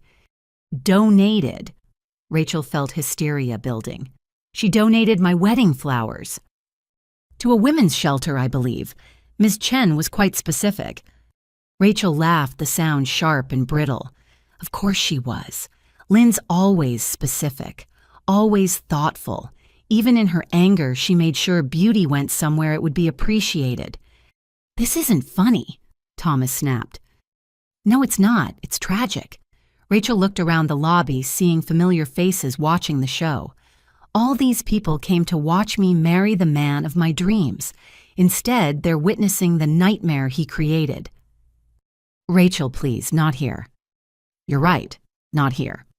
She gathered her skirts, preparing to leave. "Jessica, can you please inform the guests that the wedding is canceled? Thomas will explain why." "Where are you going?" Thomas grabbed her arm. "We can fix this. Call Lynn. She'll cave if you cry enough." Rachel jerked free. "The only person I want to cry to is the sister you made me betray, but she won't answer my calls and I don't blame her." "This is all a misunderstanding," Gloria proclaimed to the growing audience. "A family squabble blown out of proportion. Rachel dear, surely you can see—" "What I see," Rachel interrupted, "is that I chose a man who lied about everything over a sister, who gave everything. I see that I let you both convince me that love was control and generosity was manipulation." "You're being dramatic," Thomas said. "This is just wedding stress." "No, this is clarity." Rachel pulled off her engagement ring, pressing it into his hand. "Here, maybe you can pawn this for honeymoon money. Oh wait, it's probably as fake as everything else about you." She turned to leave, then paused. "Susan, what happens to the food?" "Miss Chen arranged for it to be donated to 3 homeless shelters, the cake as well." "Of course she did." Tears finally came streaking her perfect makeup. "Even furious, she thinks of others. That's who my sister is. That's who I betrayed for." She gestured at Thomas. "This." Dow, the walk back to the elevator stretched forever, every step watched by 200 guests. Behind her, Thomas's voice rose in fresh arguments. With staff, Gloria shrieked about lawsuits, and her dream wedding completed its transformation into a nightmare. In the suite, her bridesmaids waited with sympathetic faces and boxes of tissues. Rachel collapsed on the couch, wedding dress pooling around her like spilled milk. "We couldn't reach Lynn," Amber said softly. Her phone goes straight to voicemail. "She blocked me," Rachel whispered. "My own sister blocked me." "What happened?" Jessica asked. "Really happened." So Rachel told them. Not the version Thomas had crafted about an overbearing sister trying to control her life, but the truth. How Lynn had sacrificed everything after their parents died. How Thomas had slowly poisoned her against the one person who'd always been there. How she'd sat silent while his family erased Lynn's generosity and replaced it with lies. "Why didn't you tell us?" Amber asked. "Because I was ashamed and trapped, and so tired of being grateful." Rachel accepted a tissue, dabbing carefully at her eyes. "Thomas made me feel like I could be something other than the orphaned girl living off her sister's charity. I wanted that feeling so badly I ignored every red flag." "What are you going to do now?" Rachel looked at her phone at the last message she'd sent Lynn a week ago. "Can't wait for you to see me in the dress. You'll cry happy tears, I promise." "I'm going to do what I should have done months ago," she said. "Tell the truth, all of it. Then hope someday my sister can forgive me for choosing a con artist over family." "You think Thomas is actually a con artist?" Jessica asked. Rachel laughed bitterly. "He convinced me to let him take credit for a $100,000 wedding he couldn't afford a penny of. He isolated me from my only family. He made me doubt the person who loved me most. What else would you call it?" A knock interrupted them. Amber answered, returning with an envelope. From the front desk. Rachel opened it, finding a bill for the suite. $800 for 2 nights due immediately. At the bottom, a handwritten note. "Ms. Chen's credit card has been removed from this reservation. Please provide alternate payment." "He can't even pay for the room," Rachel said numbly. "The room where I got ready for our wedding, and he can't afford it." "Do you have a credit card?" Jessica asked practically. "In my regular purse. In the apartment Thomas insisted we rent that we're probably getting evicted from." Rachel stood, decision made. I need to go to Lynn's, not to fix this mess, but to apologize, to look her in the eye and admit what I've done. In your wedding dress, Rachel looked down at the $10,000 gown Lynn had bought despite her protests that something simpler would do. Yes, let her see exactly what her money bought a fool in a pretty dress who threw away real love for an illusion. They helped her gather her things, the suite that had buzzed with excitement that morning, now feeling like a funeral parlor. As they prepared to leave, Rachel's phone rang. Thomas. She declined the call, then typed a single text. The wedding you couldn't afford is over. The relationship built on lies is over. Send my things to Lynn's address. At least there, I know I'll be welcome even if I don't deserve it. Then she blocked his number, Gloria's too, and walked out of the hotel toward the hardest conversation of her life. Behind her, 200 guests dispersed with stories that would become legend, and somewhere across the city, $68,000 remained safely in her sister's bank account. The wedding that never was had ended, but the reckoning had just begun. By 4 o'clock, when Rachel should have been reciting vows in a ballroom filled with roses and candlelight, the Ritz-Carlton lobby had transformed into a theater of public humiliation. According to multiple witness accounts that would later surface on social media, the scene was one of barely controlled chaos. Thomas stood near the concierge desk, his phone pressed to his ear, cycling through an increasingly desperate list of contacts. Each conversation followed the same arc: initial confidence, growing panic, then bitter defeat. His groomsmen had long since abandoned him, mumbling excuses about prior commitments as they fled the disaster. "This is insane," Cousin Margaret told her husband loudly enough for everyone to hear. Charlotte's wedding last month was half this price and twice as elegant. "Didn't Thomas say he was funding this himself?" another guest wondered. "Something about a pharmaceutical patent." Gloria attempted damage control, her practice society smile growing more strained with each passing minute. "Technical difficulties with the banks," she assured anyone who'd listen. "You know how unreliable electronic transfers can be on weekends." But the guests weren't buying it. They'd witnessed Thomas's credit cards declining, heard his frantic phone calls begging for loans, watched hotel security hover nearby as voices rose. The Morrison family facade was crumbling in real time, and everyone had front row seats. Rachel's college roommate, Sarah, later posted a detailed account. The worst part was watching Rachel's friends from the hospital where she volunteers. These people who barely have money themselves had scraped together funds for gifts, taken time off work, arranged babysitters, all to celebrate a wedding that the groom couldn't actually afford. By 4:30, when toast should have begun, the hotel staff had started politely but firmly asking guests to vacate the lobby. Without a paid event, they couldn't have 200 people creating congestion and confusion for other patrons. "But where are we supposed to go?" demanded Thomas's Aunt Priscilla, resplendent in a beaded gown that cost more than most people's rent. "I'm afraid that's not our concern, ma'am," Susan replied with professional calm. "Perhaps Mr. Morrison has made alternative arrangements." All eyes turned to Thomas, who'd gone pale beneath his spray tan. We're working on... There might be a restaurant." "A restaurant!" Priscilla's voice could have stripped paint.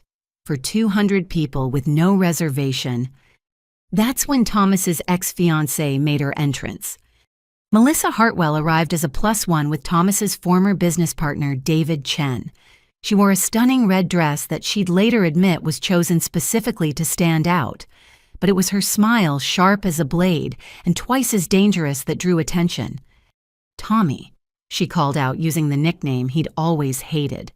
"Having a bit of trouble with the venue. How familiar." Thomas froze. "Melissa, what are you doing here?" "David received an invitation. Wasn't that sweet of you? Though I notice you forgot to mention on the invitation that someone else was footing the bill." She turned to Gloria with mock sympathy. "This must be so embarrassing for you. At least when he pulled this with my family, we caught on before the actual wedding day." "I don't know what you're implying," Gloria began. "Oh, I'm not implying anything," Melissa interrupted. "I'm stating facts. 3 years ago, your son convinced my father to invest in our wedding, claimed he had money tied up in overseas accounts. Daddy paid for everything while Thomas promised to reimburse him after the transfers cleared. The lobby had gone silent except for the classical music playing softly through hotel speakers. Every guest leaned in, captivated by this unexpected twist in the drama. "Tell them what happened next, Tommy," Melissa prompted. "Or should I—" Thomas's jaw worked soundlessly. Sweat had destroyed his carefully styled hair, leaving it limp and desperate-looking. "No, well then." Melissa addressed the crowd like a prosecutor addressing a jury. 2 weeks before our wedding, I found out he'd been taking loans from my bridesmaids, telling them it was for surprise honeymoon upgrades. He'd also maxed out 3 credit cards he'd taken out in my name without my knowledge. Gasps rippled through the assembled guests. Someone whispered, "Identity theft." When I confronted him, he had the audacity to claim it was a misunderstanding, that he was just managing our joint finances. We hadn't even married yet. Melissa laughed, the sound like breaking crystal. "I canceled everything just like Lynn did. Smartest decision I ever made." "That's enough," Gloria snapped. "You're just a bitter ex trying to cause trouble." Bitter. Melissa's smile widened. "Honey, I'm grateful. Your son taught me valuable lessons about trust verification and the importance of credit monitoring. I should thank him, really." She turned back to Thomas, who looked like he wanted the marble floor to swallow him whole. "I am curious about one thing, though. What was the plan this time?" "Let me guess. Convince the new bride that her sister was controlling, isolate her from family, then slowly take over financial control, classic Tommy playbook. You don't know anything about my relationship with Rachel," Thomas managed. "I know she's standing behind you in a wedding dress that cost more than you make in 3 months, Melissa observed. "Oh wait, that's not Rachel, that's—" Everyone turned to see Rachel entering the lobby still in her wedding gown, but now accompanied by her bridesmaids. She'd clearly been crying, but her chin was raised, shoulders square. The crowd parted as she approached the center of the chaos. "There is no relationship," Rachel announced clearly. "Not anymore." "Baby, please." Thomas started toward her. "This is all a misunderstanding. Melissa is lying." "Like you lied about funding our wedding. Like you lied about your business success. Like you lied about loving me when all you really loved was my sister's money." The crowd had formed a circle now, guests holding up phones to record what was clearly going to be social media gold. Gloria tried to intervene, but Rachel raised a hand to stop her. "No, Gloria, you've said enough. For months you've acted like Thomas was doing me a favor by marrying me, like I should be grateful someone of his caliber would choose an orphan with no family money." "I never said—" "October 15th, Rachel continued, "at the country club. You told Mrs. Pemberton that Thomas was so generous to take on a girl with baggage. November 3rd at the engagement party, Lynn paid for you, introduced me as Thomas's charity case. December 10th. "Enough," Gloria's composure finally cracked. "Yes, I had concerns any mother would. You came with nothing." "I came with a sister who loved me enough to give me everything," Rachel shot back, "and I repaid her by letting you and your son turn me against her." She looked around the room, making eye contact with as many guests as possible. "Everyone here should know the truth. Lin Chen, my sister, paid for every single element of this wedding. The venue, the food, the flowers, the dress I'm wearing, all of it. Over $100,000 spent to make my dreams come true." Murmurs of shock rippled through the crowd. Many had suspected, but hearing it confirmed was different. "And how did we thank her?" Rachel's voice broke. "Thomas uninvited her this morning, sent a text message banning her from the wedding she created, so she canceled it, all of it, and she had every right to." "This is family business," Thomas tried. "We don't need to air it publicly." "You made it public when you lied to everyone about who was paying," Rachel said. "When you let your mother give toasts praising your generosity. When you stood by while my sister was erased from her own gift." She pulled out her phone, scrolling to find something. I kept every receipt Lynn showed me, every contract. Want to know what she wrote on the final venue payment? For Rachel, with all my love. May your day be as beautiful as Mom and Dad always dreamed. Several guests wiped at their eyes. Even the hotel staff seemed moved by the revelation. That's who you convinced me to betray. Rachel continued, looking directly at Thomas. A woman who honored our dead parents by trying to give me their dream for me. And I chose you, a man who can't even pay for the hotel room where I got ready. How dare you air our private matters? Gloria sputtered. Private. Rachel laughed bitterly. You made it public when you sent out 200 invitations to a wedding funded by lies, when you posted on Facebook about your son's successful business ventures, when you bragged to everyone about a Morrison family wedding that was actually a Chen family gift. Thomas's phone rang. He answered it reflexively, probably hoping for salvation. Instead, his face went gray as he listened. What now? Rachel asked. Another creditor. Maybe someone else you borrowed from. The apartment complex, Thomas said numbly. The check bounced. They're starting eviction proceedings. The check for our apartment bounced. Rachel's voice rose.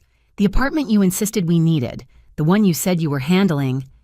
I can explain. No. Rachel cut him off. No more explanations, no more lies, no more anything. She turned to address the crowd one final time.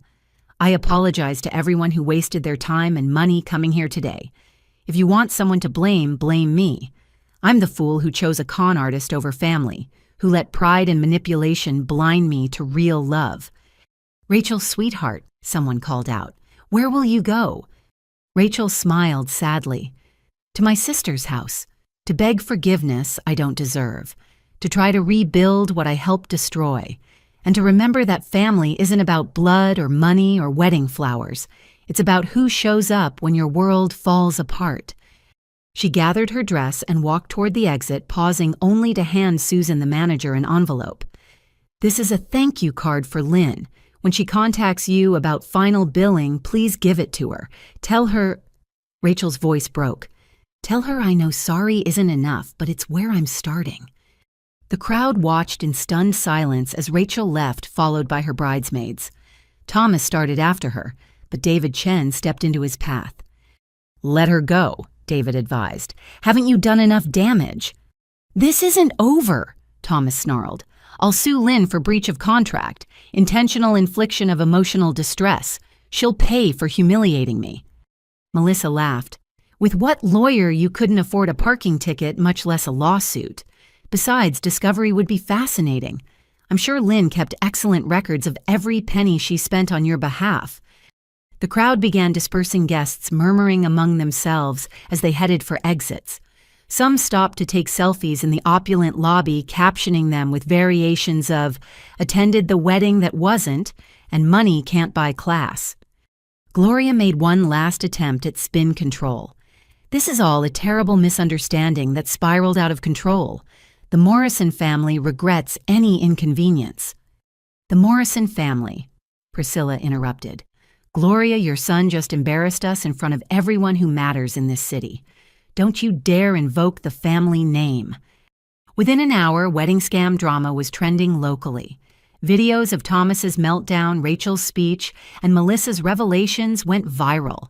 Someone creative edited together a montage set to Gold Digger, which gained 10,000 views in its first hour. By 6 that evening, when the reception dinner should have been served, Thomas sat alone in the hotel bar, his tuxedo rumpled, and his credit card still declined. Gloria had abandoned him after his aunt threatened to have her removed from the family trust. His groomsmen wouldn't return his calls. The bartender who'd witnessed the entire afternoon's drama set down a glass of water. Rough day. Thomas laughed hollowly. You could say that. For what it's worth. The bartender said, that sister sounds like good people. Paying for her family's wedding, then donating everything to charity when they did her wrong, that's class. You don't understand, Thomas began. I understand plenty, the bartender interrupted. I've seen a lot of weddings here. The ones that last, they're built on truth. The ones that don't." He gestured at Thomas. "Well?" Thomas's phone buzzed. A text from his landlord. "Locks changed per eviction notice. Your belongings will be in storage.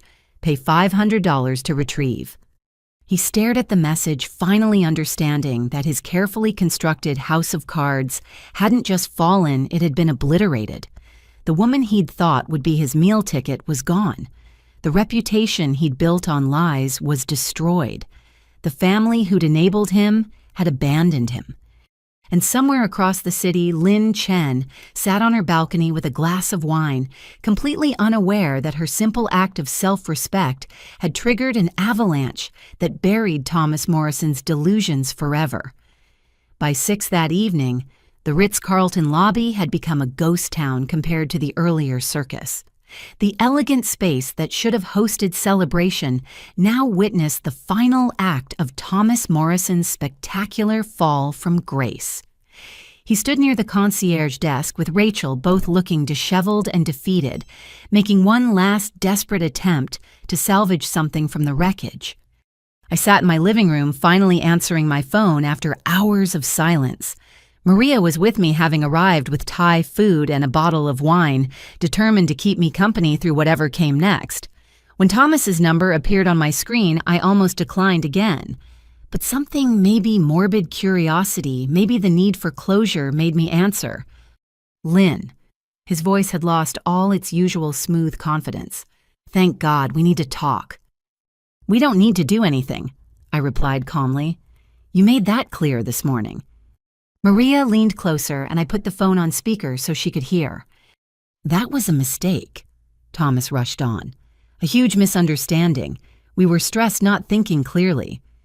"You were thinking clearly enough to send a text uninviting me from a wedding I paid for." "About that," Thomas's tone shifted, trying for authoritative. "What you did today was illegal, breach of contract. I've already spoken to my lawyer." Maria rolled her eyes. I almost smiled. "Your lawyer?" I asked. "The same one who handled your fraud settlements." Silence. Then, with forced bravado, "Those were business disputes completely unrelated. The point is, you made verbal promises to multiple vendors. That's binding. You'll be liable for damages." "Actually," I said, pulling up the email from Jonathan on my laptop, "my lawyer disagrees. Would you like me to read you his assessment? He's quite thorough about the difference between gifts and contractual obligations." "Lawyers can argue anything," Thomas blustered. "But imagine the publicity. Successful tech executive ruins sister's wedding out of spite. The headlines write themselves." "You're right," I agreed. "They do. Groom caught in six-figure wedding scam has a nice ring to it. Or maybe sister pays $100K for wedding gets uninvited day of. I'm sure the business journals would love to investigate your pharmaceutical patent success too." Another pause. When Thomas spoke again, his desperation was naked. "What do you want?" "Nothing. I wanted to attend my sister's wedding. You made that impossible, so I made the wedding impossible. We're even." "Even?" His voice cracked. "You humiliated us in front of everyone. Gloria's been disowned by her family. I'm being evicted. Rachel's a mess." "Put her on." "What?" "Put Rachel on the phone. Or is she too busy being controlled by you to speak for herself?" Shuffling sounds, whispered argument, then Rachel's voice, thick with tears. "Lynn!" My heart clenched despite everything. "Rachel, I'm sorry," she burst out. "I'm so sorry. I didn't know about the text until after. Thomas said, but it doesn't matter what he said. I should have stopped it. Should have stood up for you. Should have chosen your family over a con man," I finished quietly. "Yes," she whispered. "Yes, exactly that." Maria squeezed my hand in silent support. "Do you know why I canceled everything?" I asked. "Because we hurt you. Because we used you. Because I let Thomas and his mother turn me into someone horrible." "All true," I acknowledged. "But mostly because I realized I wasn't losing you today. I'd already lost you months ago. The wedding was just the funeral." Rachel sobbed. In the background, I could hear Thomas telling her to pull herself together, that guilt wouldn't fix anything. The fact that he was still trying to manage her emotions, even now, told me everything about their dynamic. "Can we fix this?" Rachel asked. "Not the wedding, us. Can we fix us?" "I don't know," I answered honestly. Trust once broken doesn't magically repair itself with apologies. "I'll do anything. Therapy, family counseling, whatever you need. What I need is for Thomas to stop coaching you through this conversation." Sudden silence. Then Thomas's voice, no longer pretending he wasn't listening. "Fine. You want to hash this out? Let's be real. You've gotten your revenge. The wedding's ruined. We're publicly humiliated. What more do you want?" "I want you to tell the truth," I said simply, "to everyone. Post on social media, send emails to every guest, call your mother's country club friends. Admit you lied about paying for the wedding. Admit you isolated Rachel from her family. Admit you're a con artist who targets vulnerable women. That's slander. Truth is an absolute defense against slander claims." I quoted Jonathan. "Want to test it in court? I have receipts, contracts, bank statements. Plus, I'm sure Melissa would love to provide a deposition about your history." "You've been talking to Melissa?" "No, but apparently she made quite an impression at your non-wedding today. Social media is a wonderful thing." Thomas's breathing grew heavy. "If I do this, if I tell everyone the truth, will you help Rachel?" "Help her how?" "She needs somewhere to stay. The apartment's gone. My credit's shot. She has nothing." "Whose fault is that?" "Mine," he admitted, the words seemingly dragged from him. "It's my fault. All of it. Is that what you want to hear?" "It's a start. Put Rachel back on." More shuffling. Rachel's voice returned smaller now. "I'm here." "Do you want to leave him?" I asked directly. "Not because I'm asking, not because you're homeless, but because you genuinely want out." "Yes," she said without hesitation. "I knew the moment I saw those lawsuits you showed me, but I was too proud to admit it, too deep in his lies, too afraid of proving everyone right who said I was making a mistake." "Pride's expensive," I observed. "Today's bill was about $100,000.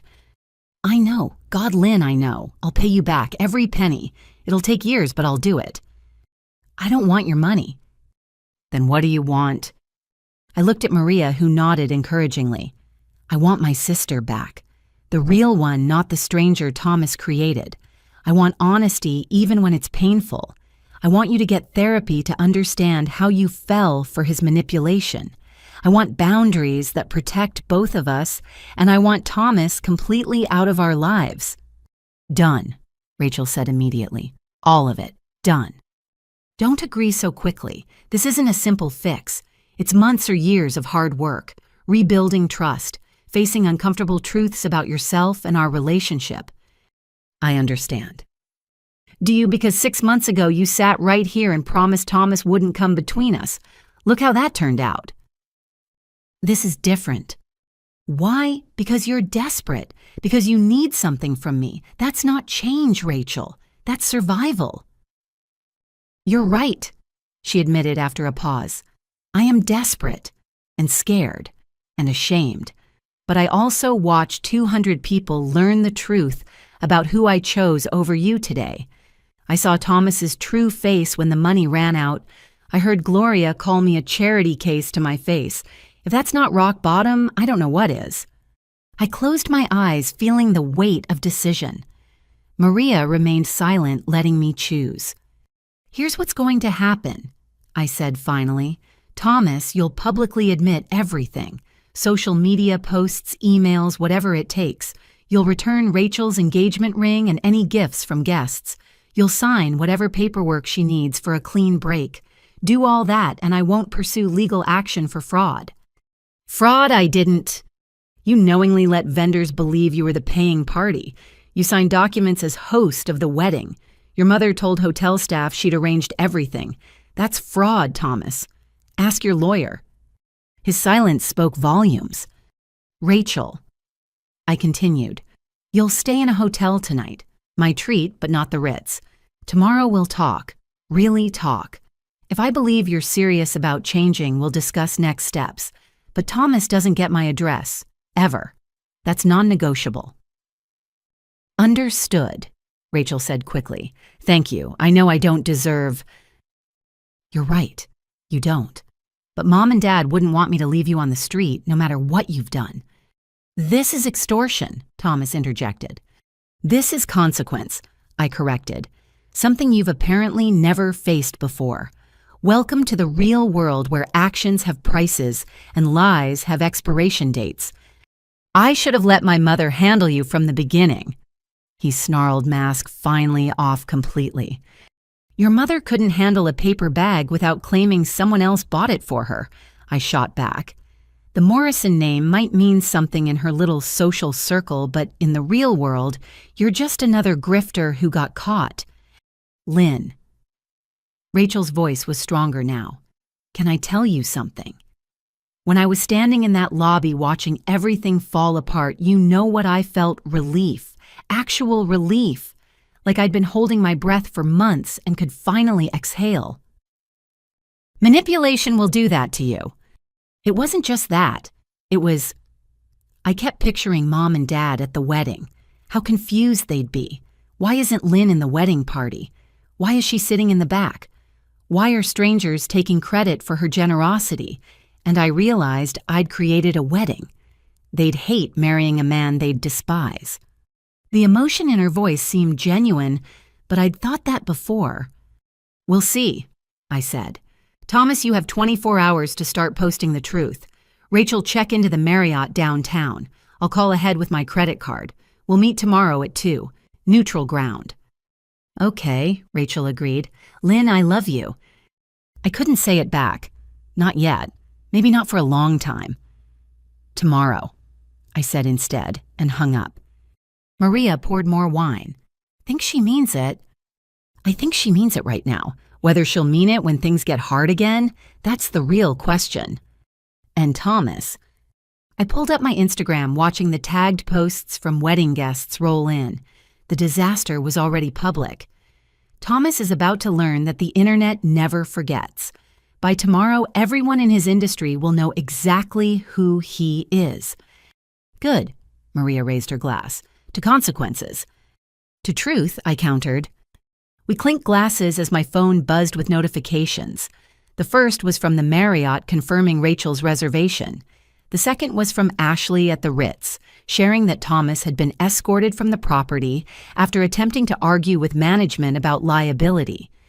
But the third made me smile, a photo from Patricia, the florist, showing the women's shelter dining room transformed with white roses and baby's breath residents smiling as they enjoyed an unexpected touch of beauty in their difficult lives. Maybe something good had come from this disaster after all, and maybe my sister and I could build something better from the ruins.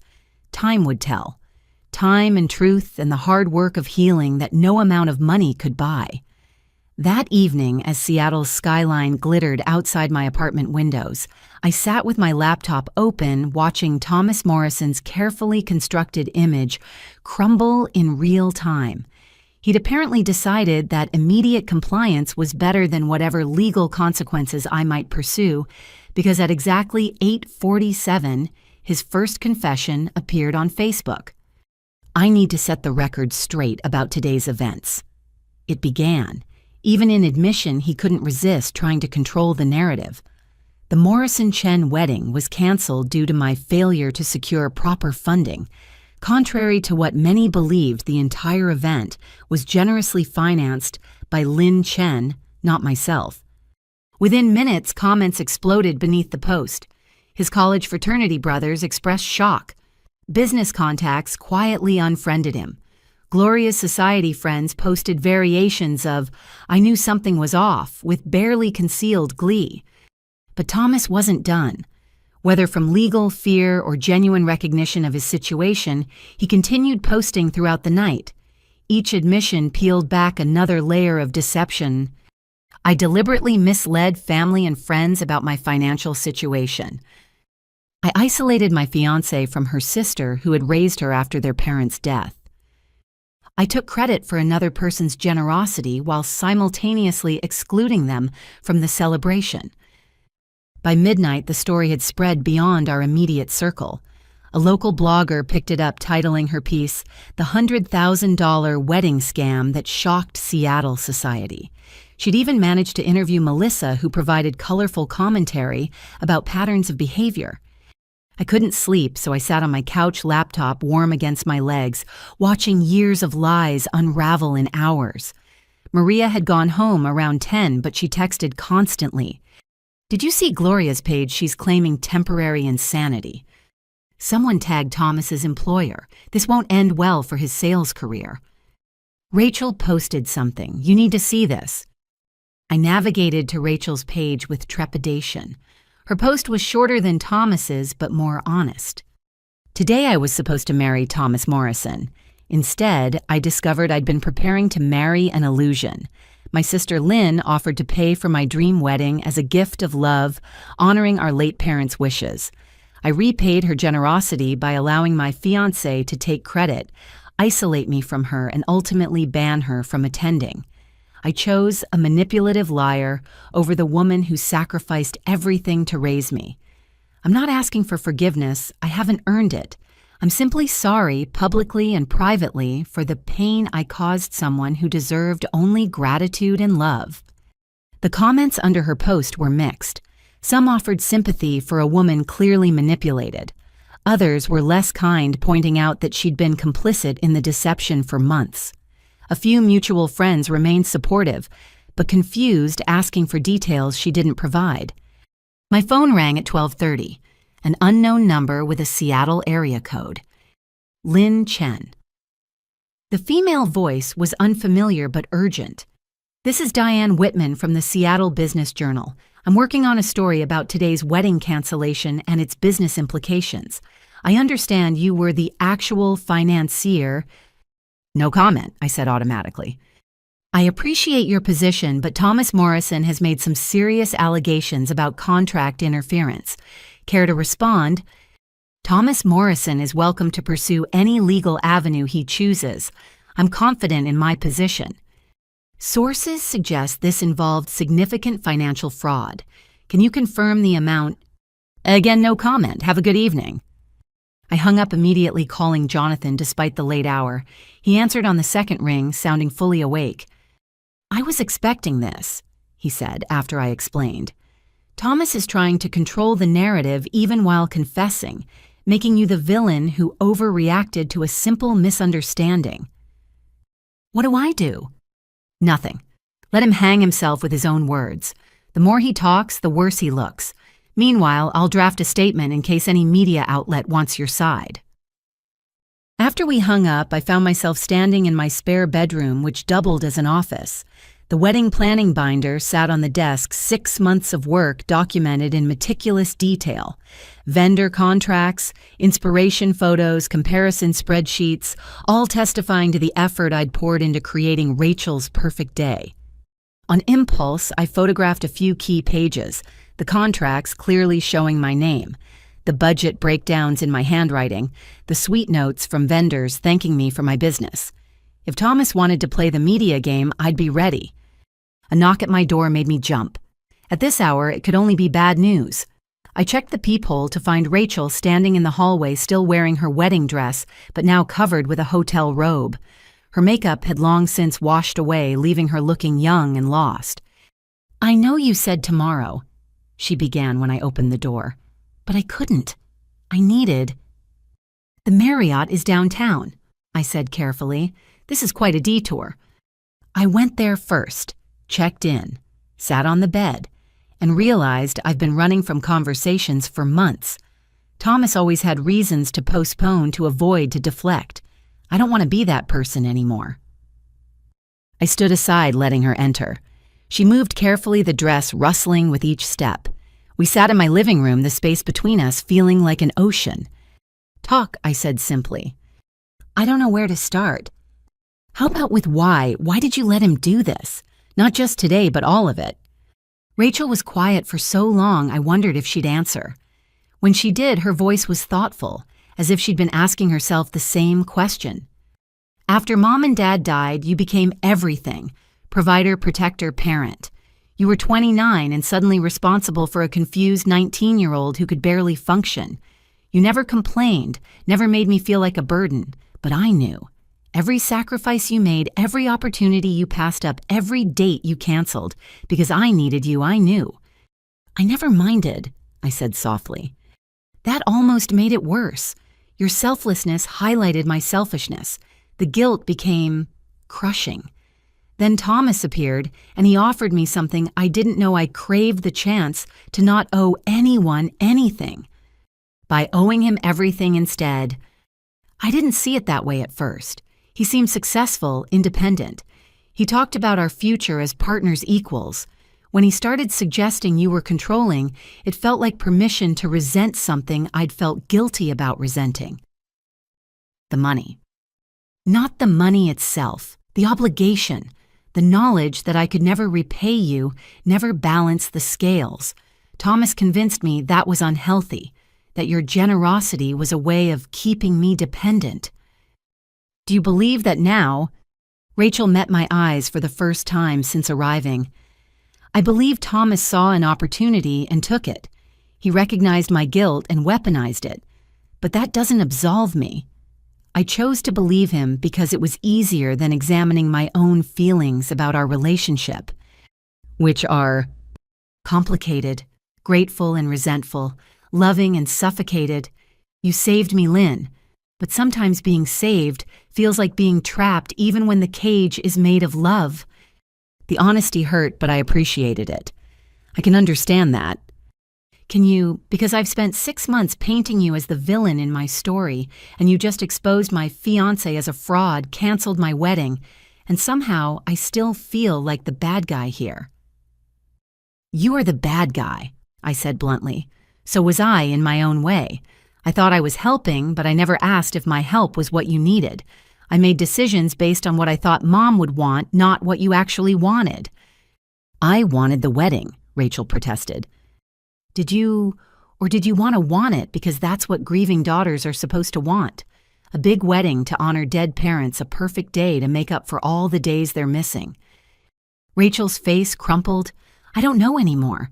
Thomas had so many opinions, and Gloria had more, and you were so excited to plan everything. I got lost somewhere in everyone else's dreams for my day.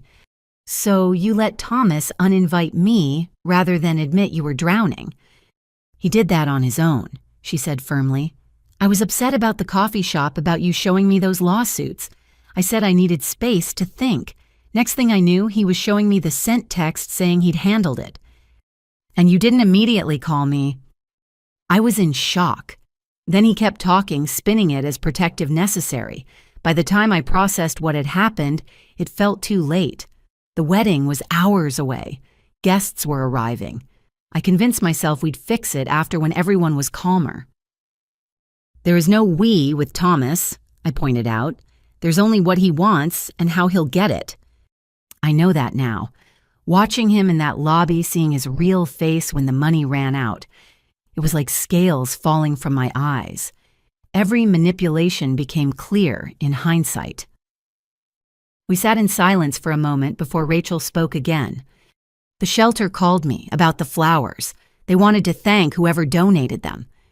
What did you tell them? The truth, that my sister turned something ugly into something beautiful like she always does. They said the residents cried. Happy tears for once. That's good. Lynn, I need to ask you something, and I need you to be honest. I nodded. If I hadn't chosen Thomas, if I'd married someone wonderful who genuinely loved me, would you have been happy? Or would losing your role as my protector have hurt regardless? The question struck deep. I considered lying, providing the easy answer, but we'd had enough dishonesty between us.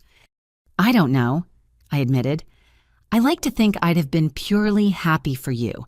But you're right that I tied my identity to taking care of you. Maybe I needed you to need me more than you actually needed me. So we're both broken, Rachel said with a weak smile. Most people are. The lucky ones recognize it and try to do better. Can we do better? I don't know, I repeated. Trust is like a vase. Once shattered, you can glue it back together, but the cracks always show.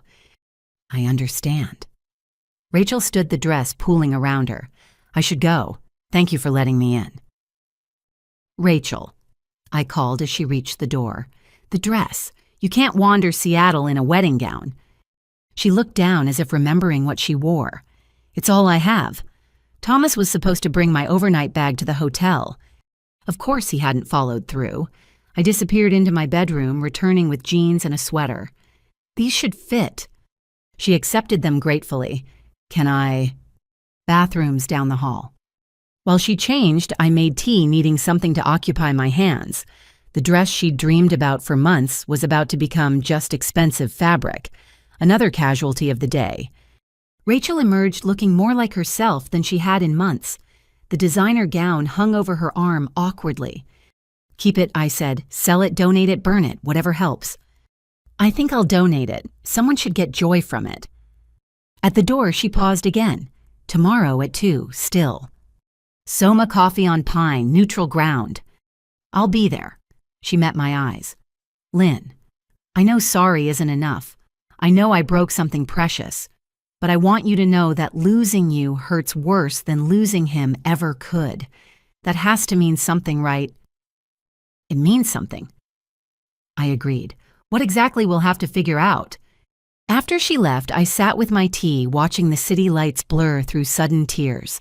The day had cost me $100,000 and possibly a sister, but it had also revealed truth beneath years of carefully constructed lies. Maybe that was worth any price. My phone lit up with more notifications. Thomas's confessions continued to ripple through social media. Local news had picked up the story. By morning, everyone would know. But for now, I sat in my quiet apartment processing the first honest conversation my sister and I had shared in months. The cracks were showing, but perhaps that's where the light gets in. The following week unfolded like a slow-motion catastrophe for Thomas Morrison, each day bringing new consequences for his years of deception. I watched from a careful distance, focusing on my own healing, while the universe delivered the justice I'd set in motion. Monday morning brought the professional fallout. Thomas's employer, Meridian Pharmaceuticals, had apparently spent the weekend fielding calls from concerned clients who'd seen the social media explosion. His territory included several medical practices whose partners belonged to Gloria's country club. By noon, HR had called him in for a meeting about reputational damage inconsistent with company values. He's been terminated, Maria informed me over lunch. My friend in their accounting department says security escorted him out with a box of his things. Apparently, he tried to claim wrongful termination until they showed him printouts of his own Facebook posts. I pushed salad around my plate, feeling neither satisfaction nor guilt. Play stupid games, win stupid prizes. Speaking of prizes, did you see what Gloria's been up to? Maria pulled up her phone, showing me a series of increasingly unhinged posts from Thomas's mother. She'd progressed from denial to anger to what appeared to be a complete break from reality, claiming she'd been the victim of an elaborate setup orchestrated by me. She's telling people you planted those lawsuits against Thomas, that you hired actors to pose as his ex-fiancé and former business partners, that this whole thing was corporate espionage because you wanted to steal his pharmaceutical patents. What patents? I laughed despite myself. The man couldn't sell water in the desert. Logic isn't her strong suit. Oh, and she's been banned from the country club. Turns out they frown on members whose sons commit fraud in the club's name. Tuesday's meeting with Rachel at the coffee shop went better than expected. She arrived early, wearing simple clothes and no makeup, looking more like the sister I remembered from before Thomas's influence. I've been doing a lot of thinking, she began after we'd ordered, about patterns, about why I was susceptible to Thomas's manipulation. And I think I've been looking for someone to take care of me since Mom and Dad died. First you, then Thomas. I never learned to stand on my own feet because someone was always there to catch me. That's my fault too, I admitted. I made it too easy for you to avoid independence. No, that's what I'm trying to say. It wasn't your job to teach me independence. You were dealing with your own grief while trying to honor our parents' memory. We both did the best we could with an impossible situation." The conversation continued for 2 hours. We discussed therapy. She'd already booked an appointment. We talked about boundaries, what healthy support looked like versus enabling. By the end, we'd agreed to weekly coffee meetings, building slowly toward whatever relationship could emerge from the wreckage. Wednesday brought unexpected viral fame. Someone had compiled all the wedding disaster posts into a Twitter thread that caught fire. The 100K wedding that never was a thread garnered 50,000 retweets in 6 hours. BuzzFeed picked it up, then Reddit. By evening, wedding scam drama was trending nationally. "You're famous," Jonathan called amused. "My niece just sent me a TikTok about the wedding. They're calling you the sister who said no more." "Please tell me my name isn't attached." "You're identified only as Lynn C., but Thomas's full name is everywhere. Good luck to him finding another job with this digital footprint." Thursday revealed the extent of Thomas's financial desperation. Multiple creditors had apparently been circling for months, held at bay by his promises of incoming wealth from his marriage to Rachel. With that avenue closed, they pounced. Rachel forwarded me screenshots from a mutual acquaintance. Thomas was attempting to sell everything: his car, his watches, even the engagement ring Rachel had returned. The description on the ring listing was particularly pathetic: genuine 2-carat diamond solitaire, worn briefly, price to sell due to urgent relocation. Urgent relocation. I asked Rachel during our check-in call. "He's moving back with his parents in Portland. Apparently it was that or homelessness." And Gloria moved in with her sister in Tacoma. "From what I hear, they're not speaking. She blames him for ruining her social standing. He blames her for pushing him to exclude you. It's a circular firing squad of blame." Friday afternoon, I received an unexpected visitor at my office. Patricia the florist arrived with a small bouquet and a thank you card. "I wanted to personally thank you," she said, setting the flowers on my desk. "Not just for the payment you sent for the shelter delivery, but for what those flowers meant." "You already thanked me by phone." "I know, but I needed to share something. One of the shelter residents, Maria, different." Maria, she pulled me aside when we were setting up. She said she'd been planning to give up that day, lost her job, her apartment, everything. But walking into that dining room filled with wedding flowers, flowers representing love and hope and new beginnings, changed something for her. Patricia's eyes glistened. She said if someone could transform their pain into beauty for strangers, maybe she could transform hers too. She's starting job training next week. After Patricia left, I sat with her flowers thinking about unintended consequences. I'd canceled the wedding to protect myself, but the ripple effects had spread far beyond my initial intent.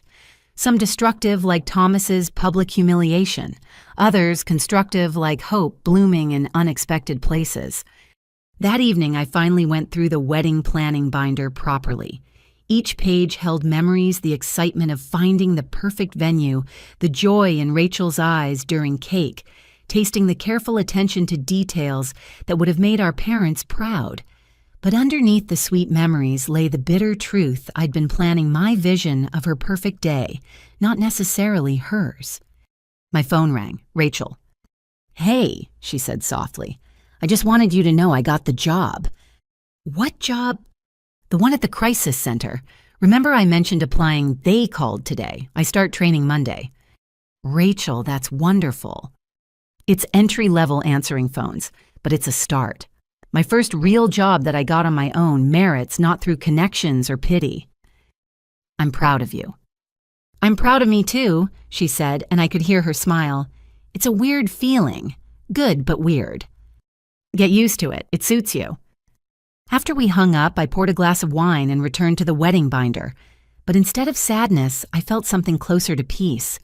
The wedding I'd planned would never happen, but perhaps something better could emerge: two sisters learning to love each other as independent adults rather than guardian and ward. My laptop chimed with an email. The Seattle Business Journal had published their article, "When Wedding Bells Don't Ring, the High Cost of Deception in Seattle Society."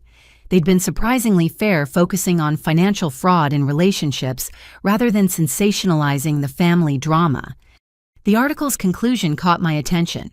While the Morrison-Chen wedding implosion offers a cautionary tale about trust and money, it also demonstrates the power of truth. Sometimes the most generous gift isn't funding someone's dreams, but forcing them to confront their reality. I closed the laptop and raised my glass to the empty room. To reality, I toasted. Expensive, painful, necessary reality. Outside, Seattle sparkled in the darkness, indifferent to small human dramas. But in apartments and houses across the city, people were having conversations sparked by our story. About honesty in relationships, about financial manipulation, about the difference between love and control. The $100,000 I'd saved by canceling the wedding couldn't buy back the months of deception or heal the wounds overnight, but it had purchased something priceless, the truth, and that more than any fairy tale wedding was worth celebrating. 6 months later, spring arrived in Seattle with its usual mix of cherry blossoms and intermittent rain. I stood in my kitchen making Saturday morning coffee, a ritual that had become sacred in its simplicity. No wedding planning calls, no vendor meetings, no drama. Just quiet mornings and the slow work of rebuilding. Rachel arrived at 9:30 punctual as she'd become since starting therapy. She carried a box of pastries from our favorite bakery and wore scrubs from her job at the crisis center, where she'd been promoted to shift supervisor after just 4 months. "Rough night?" I asked, noting the shadows under her eyes. Had a caller threatening self-harm. Talked for 3 hours until we could get emergency services to her location. She's safe now. Rachel poured her own coffee, comfortable in my space, in a way that had taken months to achieve. It's exhausting, but meaningful, like I'm finally giving back instead of just taking. We settled on the couch, the same spot where we'd had our first honest conversation after the wedding disaster. The space between us had shrunk over time, filled with carefully rebuilt trust and mutual respect. "I have news," Rachel said, pulling out her phone. "Thomas tried to contact me." My hand tightened on my mug. "How?" "LinkedIn of all places. Send a connection request with a message about exploring synergies and past misunderstandings. I screenshot it before blocking him."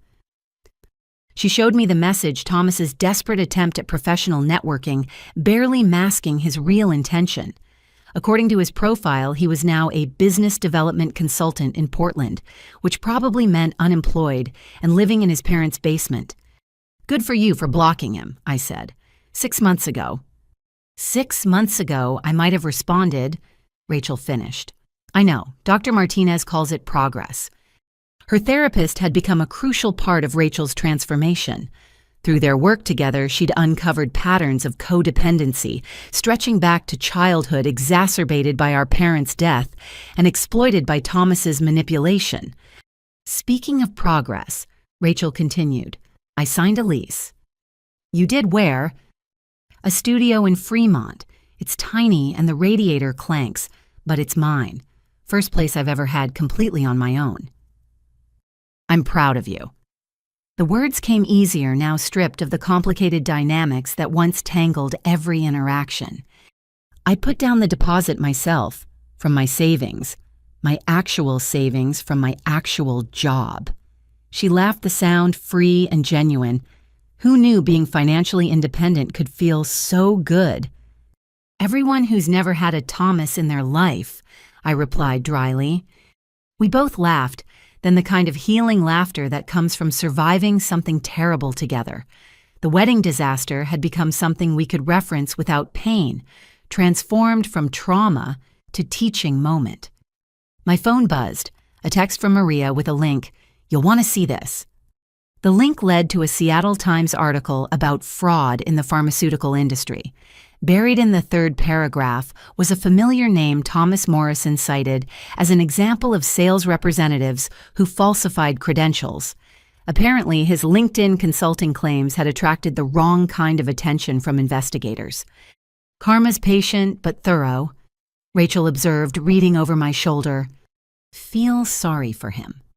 I feel sorry for the woman he'll inevitably target next, but maybe this article will serve as a warning. She paused. Do you think I should reach out to Melissa, warn her that he's trying to rebuild his image? Melissa can take care of herself, but the fact that you're thinking about protecting other women shows how far you've come. Rachel's phone chimed with a calendar reminder. I need to go. Volunteer shift at the shelter starts at noon. The women's shelter? She nodded. Started last month. Figured I should give back to the place that got our wedding flowers. They do amazing work with limited resources. As she gathered her things, I felt the familiar pride that had replaced my previous need to control. Rachel was building a life of purpose and independence, becoming someone our parents would recognize and admire. Before you go, I said, retrieving something from my desk. I want you to have this. The envelope contained a check for $10,000. Rachel's hands shook as she opened it. Lynn, I can't. It's not charity, it's not control. It's an investment in your future from the money I saved on vendors. Consider it a graduation gift, graduation from being someone's victim to being your own hero. Tears ran down her face. This is too much. It's exactly enough. Use it for furniture or save it for emergencies or invest it. Your choice. No strings, no expectations. She hugged me then, fierce and grateful. How did we get here from where we were? One honest conversation at a time, I said into her hair. One boundary at a time, one day at a time. After she left, I returned to my coffee in the quiet satisfaction of a Saturday without obligations. My phone showed a few notifications, Jonathan confirming lunch plans, a client praising yesterday's presentation, a reminder about tomorrow's yoga class. Normal life, beautifully mundane. The wedding binder still sat on my bookshelf, but I rarely looked at it anymore. Those pages represented a different time when I'd tried to fix grief with money and confused caretaking with love. Now I understood that true love meant letting people fail, learn, and grow on their own terms. That afternoon, I met Maria for a walk around Green Lake. The path was crowded with families enjoying the spring weather, and we had to dodge enthusiastic dogs and determined joggers. So Rachel's really doing well? Maria asked. She is. Therapy job, new apartment. She's becoming who she might have been if our parents had lived independent but connected, strong but kind. And you? I considered the question. I'm learning too. How to have relationships without rescue missions. How to love without controlling. It's harder than writing checks, but healthier. Any word from the Morrison camp? Gloria apparently joined an evangelical church and claims the whole thing was spiritual warfare. She posts a lot about forgiveness, while simultaneously condemning everyone who wronged her. Maria laughed. Sounds about right. And Thomas? Professionally destroyed, socially radioactive living with parents who blame each other for raising him wrong. Couldn't have happened to a more deserving person. We walked in comfortable silence before Maria spoke again. You know what I admire about how you handled everything. You could have let it slide, eaten the cost, avoided the confrontation. Most people would have. Most people aren't CFOs who understand that small losses compound into catastrophic ones. I saw the wedding as a sunk cost, but my self-respect, that was an asset worth protecting. Very financially sound of you, Maria teased. I have my moments. That evening, I attended a charity gala for the women's shelter, my company having become a major donor after the flower incident. Rachel was there in her volunteer capacity, manning the registration table with genuine enthusiasm. We nodded at each other across the room, supportive but separate, connected but not codependent. During the program, the shelter director mentioned the wedding flowers that had arrived on a day of unexpected beauty amid hardship. She didn't know the full story, and I didn't enlighten her. Some gifts are better anonymous, their power in the giving rather than the credit. The evening reminded me that even disasters can nurture good. The wedding that never was had scattered seeds of change, Rachel's independence, my healthier boundaries, support for vulnerable women, and truth in a world too comfortable with deception. As I prepared to leave, Rachel intercepted me near the exit. "Thank you for coming," she said formally, then broke into a grin. "God, that sounded stiff. What I mean is, it means a lot, seeing you here supporting something I care about." "Wouldn't miss it. You're doing important work." "I learned from the best," she said, then quickly added, "about giving, I mean, not about picking men, clearly." We both laughed, another moment of healing in our collection of small recoveries. "Drive safe," I said. "See you next Saturday." "Wouldn't miss it. I'm bringing those cheese danishes you pretend not to love." "I don't pretend anything anymore," I reminded her. "No," she agreed softly. "Neither of us does. That's the gift, isn't it, Truth, even when it costs everything." Driving home through Seattle's sparkling nights, I reflected on her words. The Truth had cost us $100,000 a fantasy wedding and months of comfortable lies. But it had given us something priceless, the chance to build a relationship based on reality rather than roles choice, rather than obligation, love rather than guilt.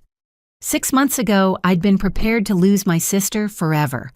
Now I was discovering I'd never really had her, not as her authentic self.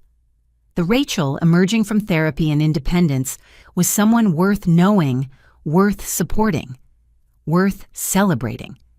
Not as my ward or responsibility, but as my equal. The wedding that wasn't had been our family's most expensive disaster and greatest blessing. Sometimes the best gift you can give someone isn't what they think they want, but the push toward what they actually need.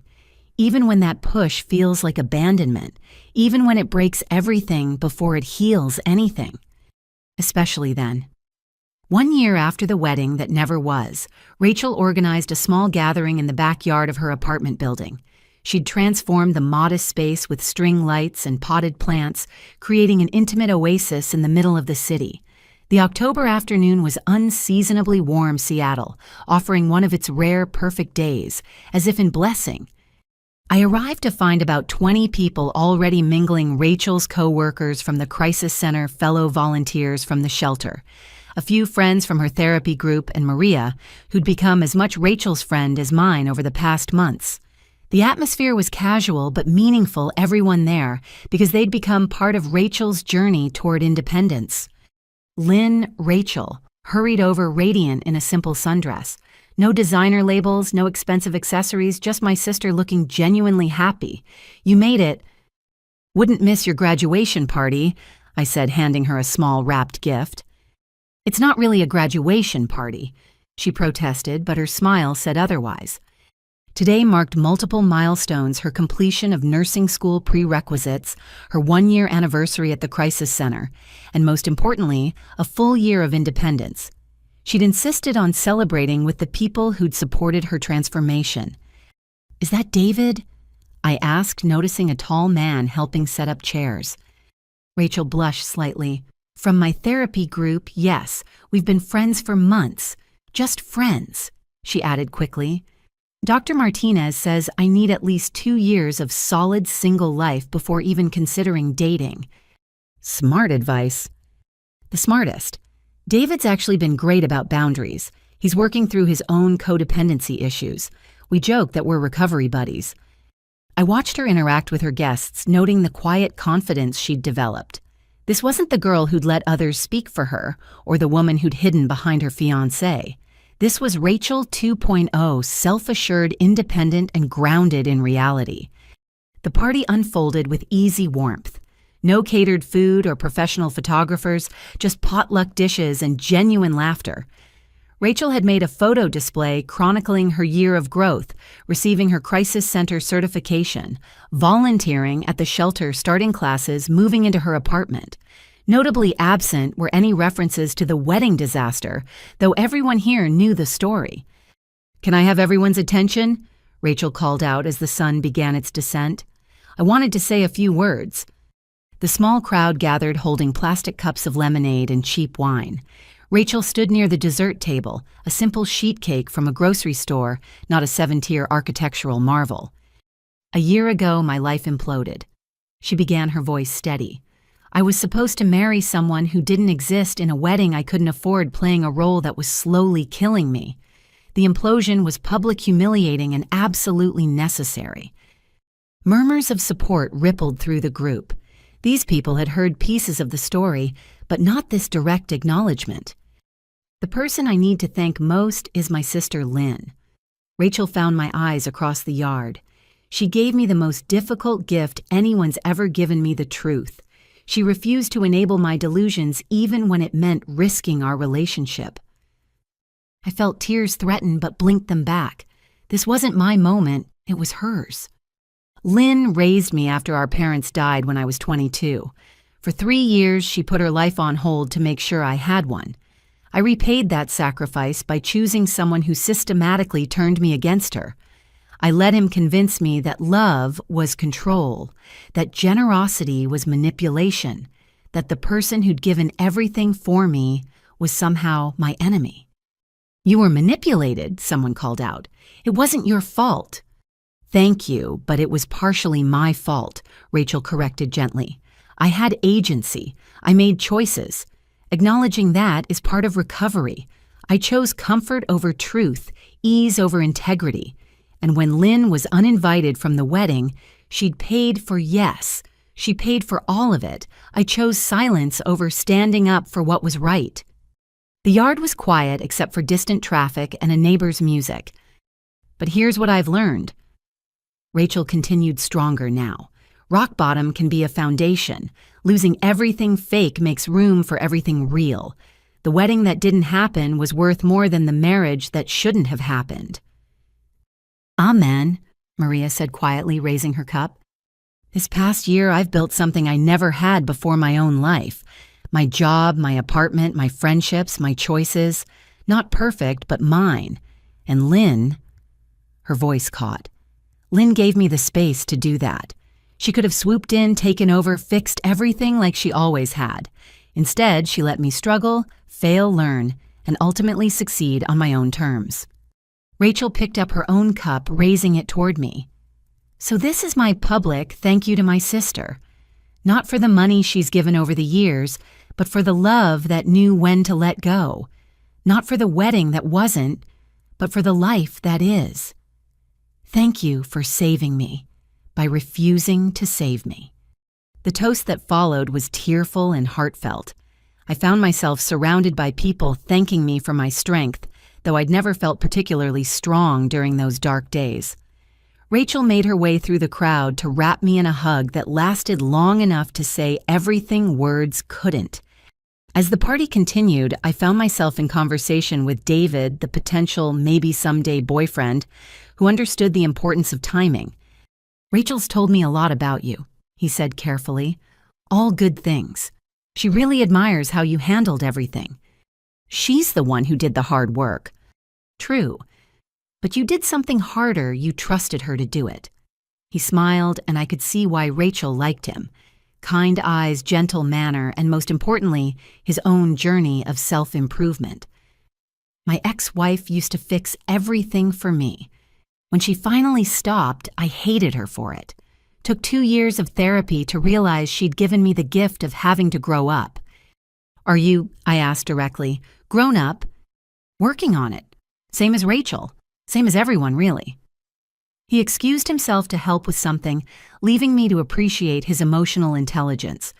If Rachel did eventually date him, at least she'd chosen someone who understood the work required for healthy relationships. The party wound down as darkness fell. I helped clean up, working alongside Rachel's new community of supporters. These weren't the society people who'd filled the Ritz-Carlton lobby. These were real friends who'd shown up during the difficult rebuilding, not just for the glamorous celebration. As I prepared to leave, Rachel handed me an envelope. "Don't open it until you get home," she instructed. "What is it?" "Just something I needed to say, privately." The drive home was quiet Seattle's Saturday night traffic providing thinking time. A year ago, I'd driven these same streets in wedding day finery, heartbroken and furious. Now I drove them in jeans and a comfortable sweater, content with how our story had evolved. At home, I opened Rachel's envelope to find a handwritten letter and a check for $5,000. The letter read, "Lynn, this is the first payment of many. Not because you need the money or because I need to repay you. Dr. Martinez says financial scorekeeping between family is toxic. This is because I need to do this for me, to prove I can, to transform a debt of guilt into an act of love. You gave me more than money. You gave me 3 years of your 20s. You gave me stability when the world fell apart.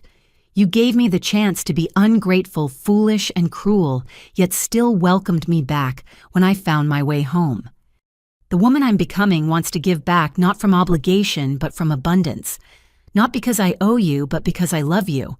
The checks will be small and probably irregular, but they'll come from money I earned at a job I'm proud of, living a life I built myself. Thank you for loving me enough to let me fall. Thank you for being there when I learned to stand. Thank you for showing me that the best sisters don't just share blood or history, they share the courage to grow. All my love, Rachel. P.S. I'm volunteering at the shelter's annual gala next month. I've already put you down for a table. No arguments. We're honoring major donors, and the flower donation story has become legend. Time to own it. I set the letter aside and looked at the check. $5,000 wasn't much against a $100,000 wedding, but it represented everything. Hours of crisis calls handled with compassion, nights of studying after exhausting shifts, budgeting and saving and choosing necessity over want. This money carried weight beyond its numerical value. Tomorrow I'd deposit it, but tonight I'd simply be grateful for the sister who'd found her strength, for the relationship we'd rebuilt on honesty, for the wedding disaster that became our salvation. My phone buzzed with a text from Rachel. Did you open it? Yes, I replied. I'm proud of you. I'm proud of me too. See you next Saturday. Wouldn't miss it. I poured a glass of wine and stepped onto my balcony, city lights twinkling below. Somewhere out there, Thomas Morrison was probably spinning new schemes to new victims. Gloria was likely boring her church friends with tales of persecution. But here, in this moment, 2 sisters had found their way back to each other through the ruins of what should never have been. The wedding we'd planned would have been beautiful. The marriage would have been a disaster. The cancellation had been brutal, but the growth that followed, that was worth more than any party could have cost. To family, I toasted silently. To truth, to the courage to let go and the wisdom to know when.